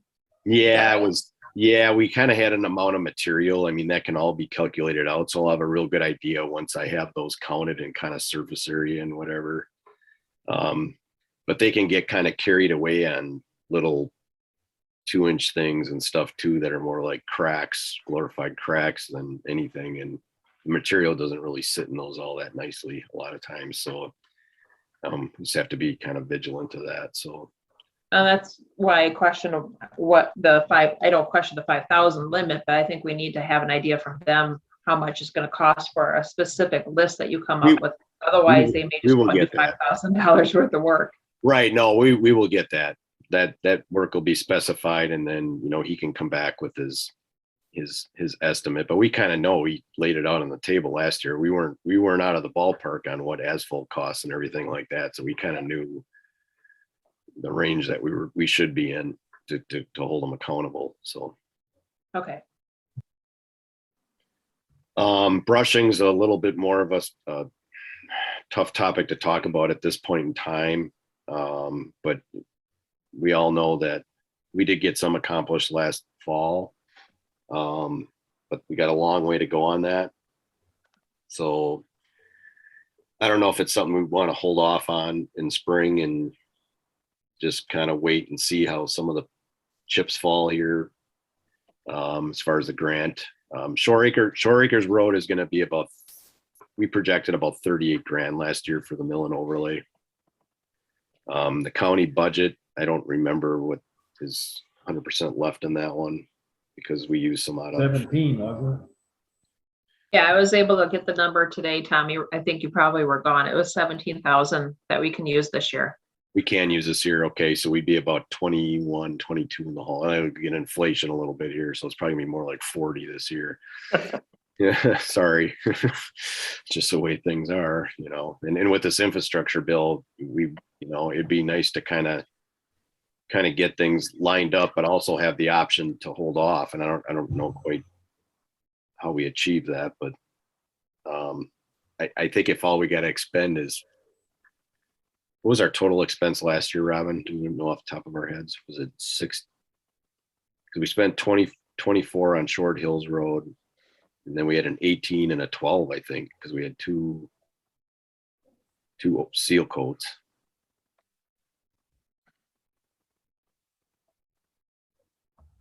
I had to say it was around 60 off the top of my head, but You want like the total amount spent for highway? yeah, and that's not counting winter maintenance. I'm talking just sealing and the stuff we did to fix the roads. Plus we had potholes too, so that was We had, between like the signage, the general maintenance, like brushing and trimming of trees and such, we had $97,704 we spent. okay. And that was after winter maintenance costs. Winter maintenance, we spent 74,000. So a total for highway spent last year was 178,527. Okay. Yep. So we should be in the scope of things without having to delay Shore Acres if we do both. And still have a fairly good chunk, hopefully, for brushing and to take clean, get as much done as we can. It'd be a good year to do it without the crack sealing and seal coats and some other things going on. Try to catch up on some of that if we can. I don't know as if we need an official motion on brushing tonight. I think it's something we can kind of. Are you gonna And come road up with- tour. Right. You kind of have a list. I mean, Yeah, we still have the list, and we Yeah. still have a quadrant Right. off, and what we did is I took the worst areas last year from our previous road tour, and those are the ones we tackled in the fall to make things bearable for plowing. So that was kind of the concentration there. So do you have an updated with those taken off? I have them highlighted. I don't think I have them officially updated, but I can do that. Okay. Get those out to Robin so you have a copy of those. Okay.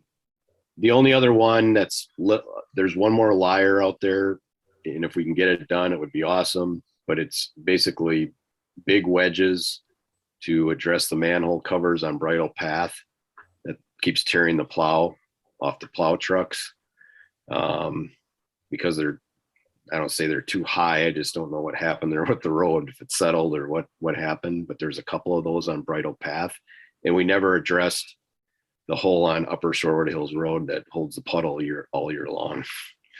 That needs to be raised there, which is just a little section, which would kind of quantifiably fall into that category with getting the pavement up to the manholes, be kind of the same person doing that work. Jason, I tried to get an estimate out of Jason for this meeting, but he didn't get back in time, just because he's real familiar with what needs to be done there. But we can definitely get more estimates on that. So we have some comparables to get that, to kind of see what that cost would actually be to do that. It would really be nice to address it. I don't like to pay, I don't think any of us do, pay extra money to have them screw around going back and having to fool around with the plow to get it back on. It's just time and money. And it was fairly costly. I think he had that projection for us, Robin, when we sat down for him last spring. And the times, it happened multiple times throughout the year in a couple different parts of town. But Right, he had pointed out that it does cost the town because they do hook that one, so they try hard not to, but it is something that gets in the way. Plowing in the dark, I mean, it is what it is. So. If you want me to move forward, if we can get a motion for me to get estimates on that portion of it, then. I make a motion that you. Go ahead, Jim. Make a motion that you get some estimates for those manholes in that hole up on Upper Shore Hills Road. Second. Any other discussion? All in favor, say aye. Aye. Aye. All opposing the same sign. Motion carries. And that'll be great, because that one, if we had to push, we can definitely push, or at least maybe do part of it, or figure that out, but figure how we could work that in. But that's kind of it for roads, I think. Unless you guys have seen something else that I'm missing here.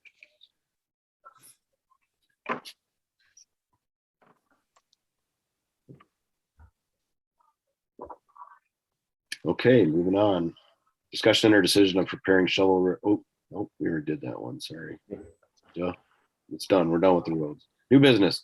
Discussion or decision of upcoming town commission and committee appointments. Robin provided a list of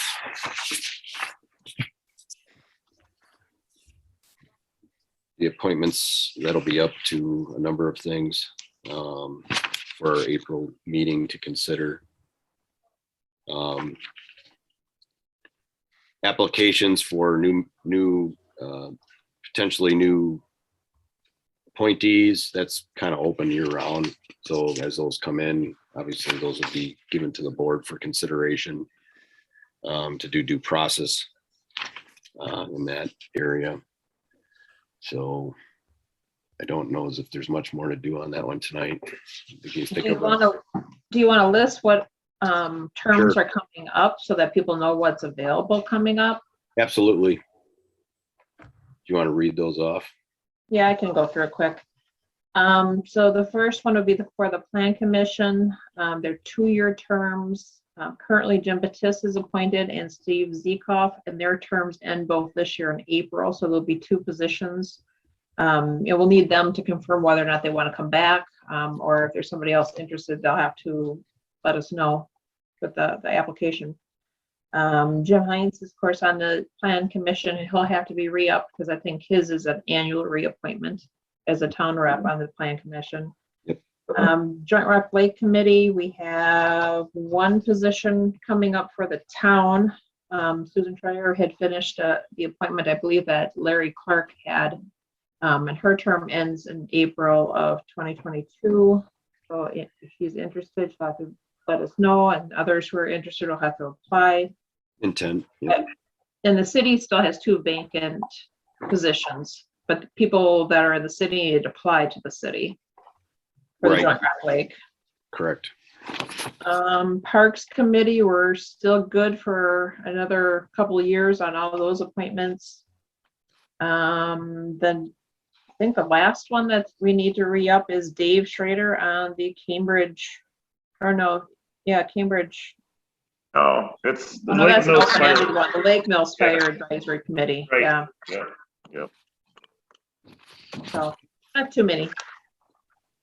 Yeah, anyone, obviously current members intent that they will, that they would stay on, and then any new applicants for consideration, to get those in soon. So we have ample time to review everything and move things forward, and by the time April comes around.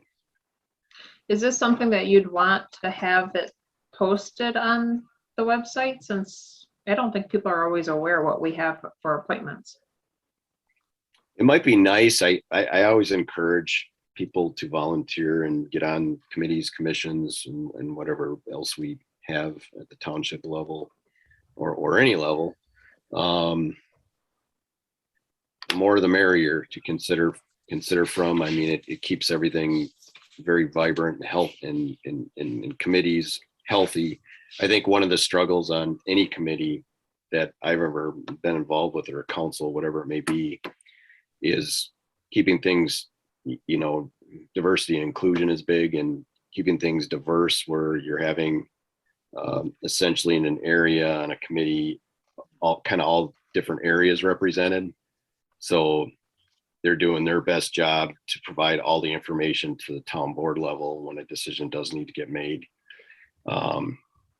I don't think that's always happened, just because it's been hard to find people, but I think if we can, I strongly encourage it. I think it's big these days, and I think having a diverse committee is huge. It's very healthy, a very healthy environment. It seems like when you get a lot of people, when you do head bob a lot together and stuff, because I've served on councils and things before, that's not always a sign of a healthy committee or council. I mean, sometimes you have to agree to disagree on items and things, so it's the way it is. But You want me to start disagreeing more? yeah, definitely. Okay. Well, a lot of it is how it's polished and presented. I mean, that's, I guess, sometimes things just roll, and that's the way it is, but it's not the way it always is. So, I mean, I think you call a spade when a spade needs to be called. You definitely call me out, can call me out on the table anytime. It's all about being human. Excellent. Thanks, guys. Discussion and/or decision of seeking a new police chief, accepting applications, proposals, and setting the decision-making process. I wanted to get this on here. My thoughts on it very quickly is, I think this is something the town board can handle, and having maybe as part of a panel, a couple of area high-ranking police officers, and maybe one outside high-ranking police officer to assist the town board in the process, the hiring process, and reviewing applications and things like that, to offer input, I think is a great thing to have. I'd entertain your thoughts on it. spot on, I think. Yeah, I think that's fine. What I will say, the hiring environment is weak. I mean, I always say weak. I mean, weak in the meaning that police officers are exiting faster than they're coming in, based on the surroundings and everything that's been going on the last couple of years, which is really, really unfortunate. And just to lay out an example, trying to hire somebody for lake police, there was something like 60 places offering employment for full-time positions. Which is a lot. So then when you're trying to find somebody part-time, it makes your job really, really difficult. It made definitely Chief Miller's job a heck of a lot more difficult in his cast. So what I will say is, we are very blessed and lucky to have law enforcement, any kind of it in the township. It's not cheap to have it. So I think they do a great job from my viewpoint in, what they're presented. And I think a lot of people probably don't know they do have to deal with a lot of enforcement issues with our ordinances. And that does take quite a bit of time. The lake guys do a great job. I spent time with them. I know you guys have in the past. It's not always cut and dry, but I think one of the best things to do is if the village of Oconomowoc Lake has a great statement about police officers on their front end deal. And I thought it described our guys very well and how they operate, and not always out there for a gotcha moment, but out there for the safety and protection of the individuals and residents in this community, especially on the lake where you're dealing with a wide range of people. They do a great job. Yes, they're only part-time. They're not full-time. And I think sometimes the expectations from residents is that they're frustrated with certain things, but after you see what's all been thrown at them in that part-time role, they've really maximized their efforts. So I have nothing but great things to say about what Chief Miller has done over, what he's done for our township and all the police officers that reside in the community and in the town. That settles it, Matt. You're not going to retire. I would love to stay, but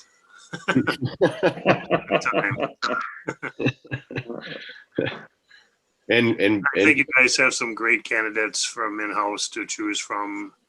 I think we had 3 apply already from in-house. I think you got some outstanding candidates already for that position. And we are currently maybe have 2 applicants coming up here for Bow Patrol and hoping it pans out locally that we might be able to pick up. So things are maybe looking up a little bit from that area. Excellent. That's great to hear. Yeah. So what is the next step going to be as far as the hiring process? Maybe we need to lay out how this is going to pan out. Well, I think we should get a panel together, get a motion to get up the panel that I suggested earlier to town board, and getting a couple of representatives from the area to help us out, because there may be a few things. I may have my own ideas and the rest of the board might have their ideas on as far as steps in that process. But there may be some outside angles that are in the liar that we don't know about. You guys have been through it before, I think, Jim and Dave, so you've been around it more than I have. If you need any help reaching out to other agencies, I can do that for you to get a couple high-ranking administrators from other agencies to assist. Obviously, I'd be looking at probably Jefferson County Sheriff's Department and one other one. I wouldn't do the city of Lake Mills, and the only reason is because one of the applicants works for that agency. Okay. And it would be a conflict of interest, I would feel. Other than that, I wouldn't feel a problem with it, but because of that, I would. Sure. But there's other agencies, obviously I have contacts with other agencies to get some type of interview. I just need a date and times is what I would need. Okay. The other question I have is, I know Matt has put this on WileyNet, I believe that's what it's called, which is sort of custom for law enforcement.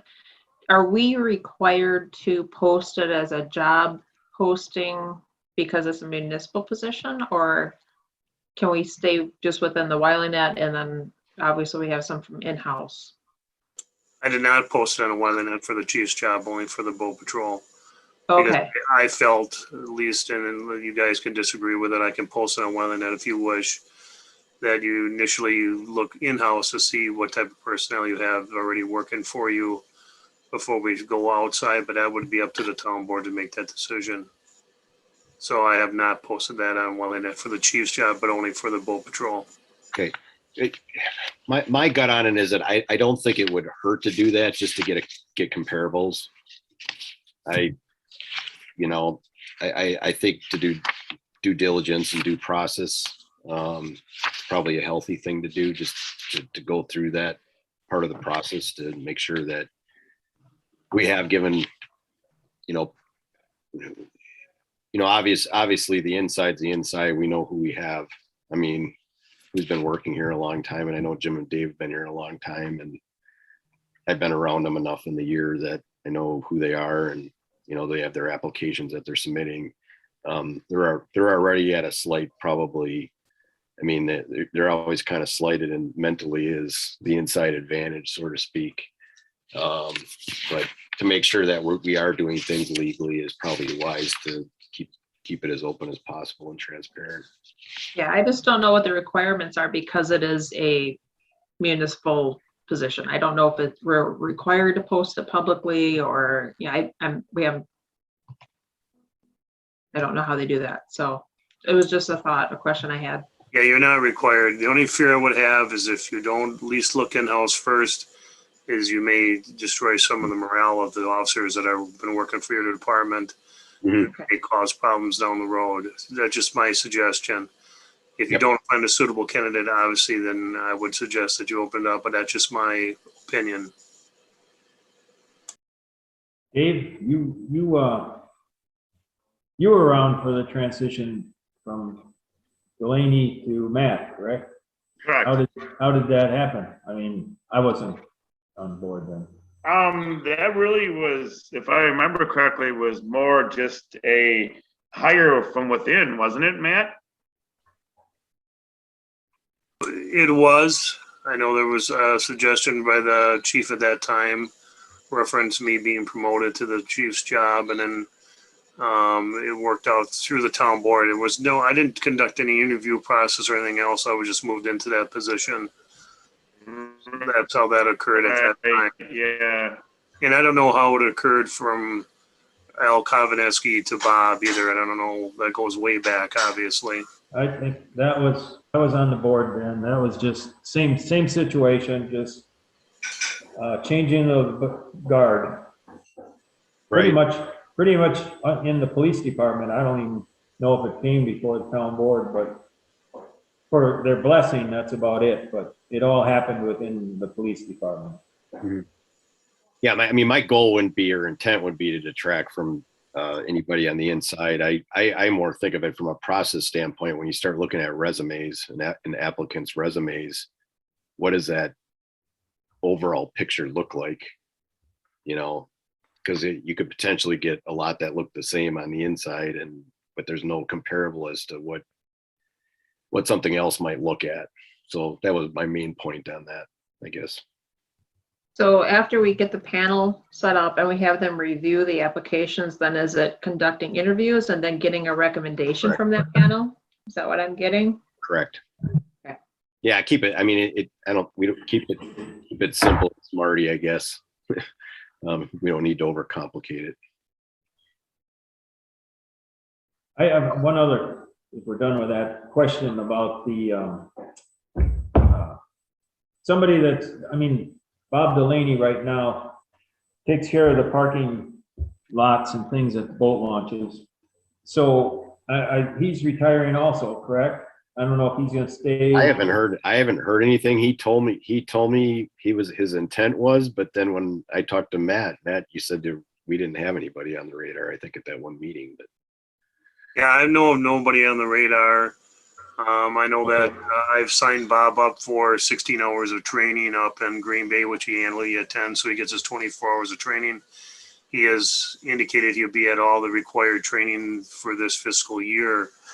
So I do not know of him pulling the pin in reference retiring and leaving the township. I hope he doesn't. Okay, no issues then. I just wanted to know if we had to replace him or find a meter maid.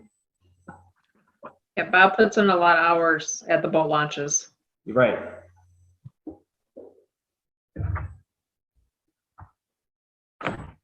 yeah, I guess the other question would be how long do we leave the applicant process open?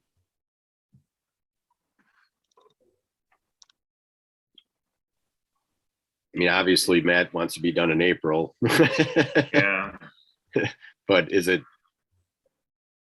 when I talked to you, Matt, I think you mentioned that it wasn't a super crucial to rush into a decision either. It's not. If you need me to hold over longer, that's fine. The other thing is you do have two very capable sergeants who are very capable of running the department in the meantime. So I don't see it as a rush. I think the town board needs to make a informed decision on who they pick for a chief's position. I don't think it has to be April 1st you have a chief in place. I will be around, and also the two sergeants are currently going to be around also. So I think you're fine. Okay. I think it would be nice to have them in by the start of May when voting season starts getting going heavy. But Man, how big is the force? You have more than two, right? Oh, yeah, yes. We have currently 6 officers right now. We usually are allowed up to 8 officers. I would say that's been dwindling over the years because we just, the last couple of years. I'm hoping to get it back up to 8. Okay. With this hiring of the boating season, I'd like to hire another 2 boating officers. We filled in a new role position with Alan Whitty from the City of Lake Mills Police Department to help us out. So it works well when we have 8 officers on. you can't leave till you get those filled, right? I will do my best. I will do my best. No pressure, Matt. No pressure. No problem. Okay. I think we only probably need one motion for this to start with, right? To get the panel in place. I don't know how Make you a guys. motion that the town set up a panel consisting of the town board and one outside consultant. You start looking for a police chief. Second. Any other discussion? All in favor, say aye. All right. Aye. All opposed, the same sign. Motion carries. To move on to address new chief, procedure for the new police chief process. I don't think there's anything else to talk about on this subject or we need to do tonight. My thoughts anyway. Hopefully we have a lot more going on in March by then, unless you want to set an application deadline tonight.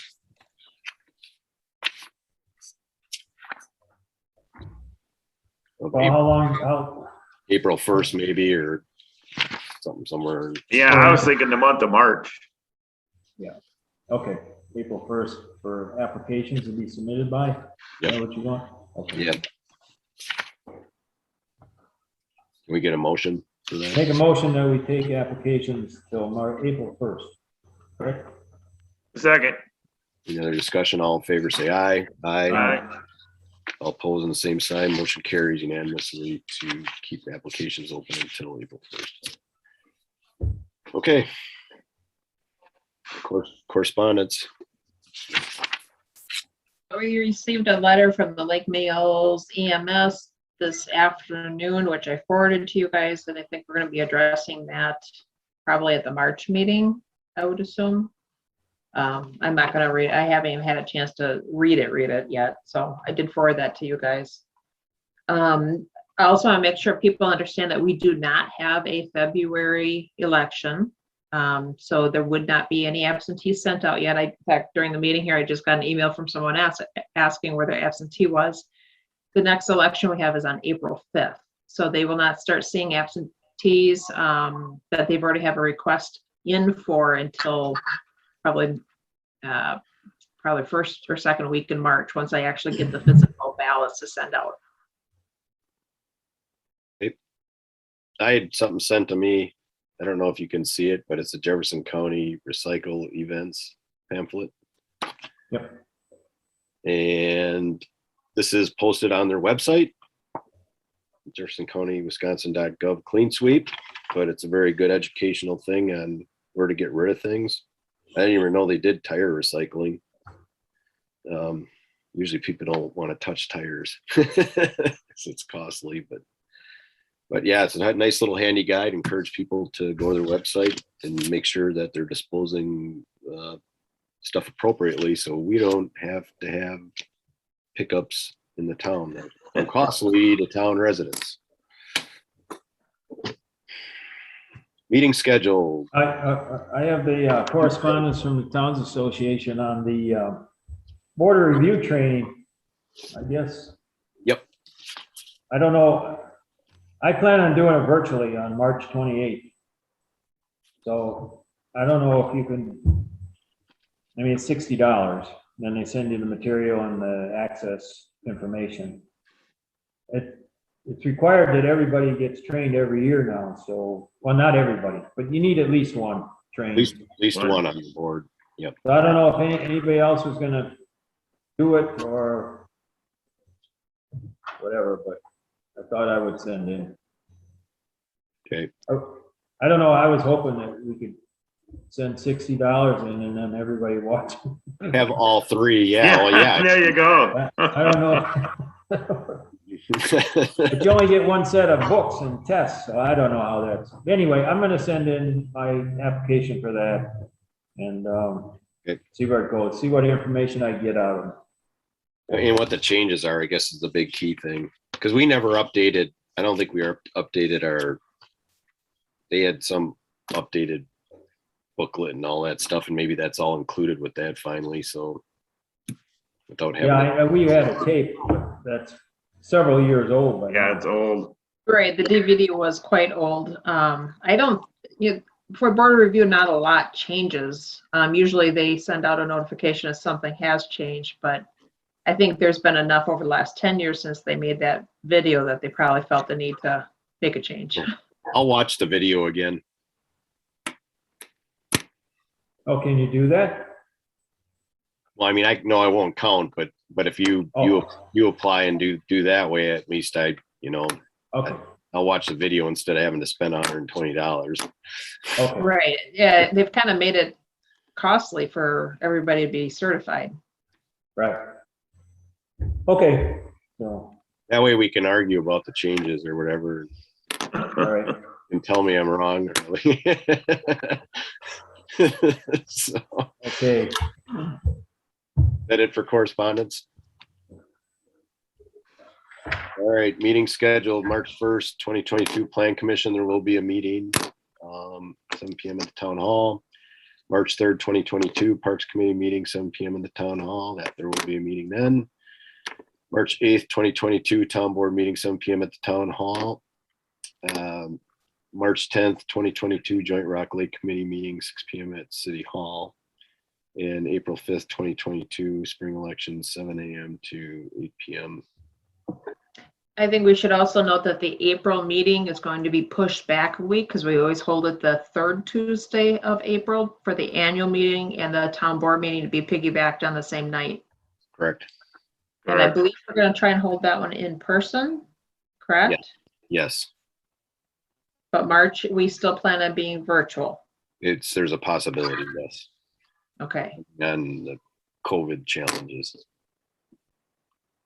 So. Motion to adjourn. Second. All in favor, say aye. Aye. Aye, all opposing, same sign. Motion carries to adjourn the town board of the town of Lake Mills meeting on February 8th.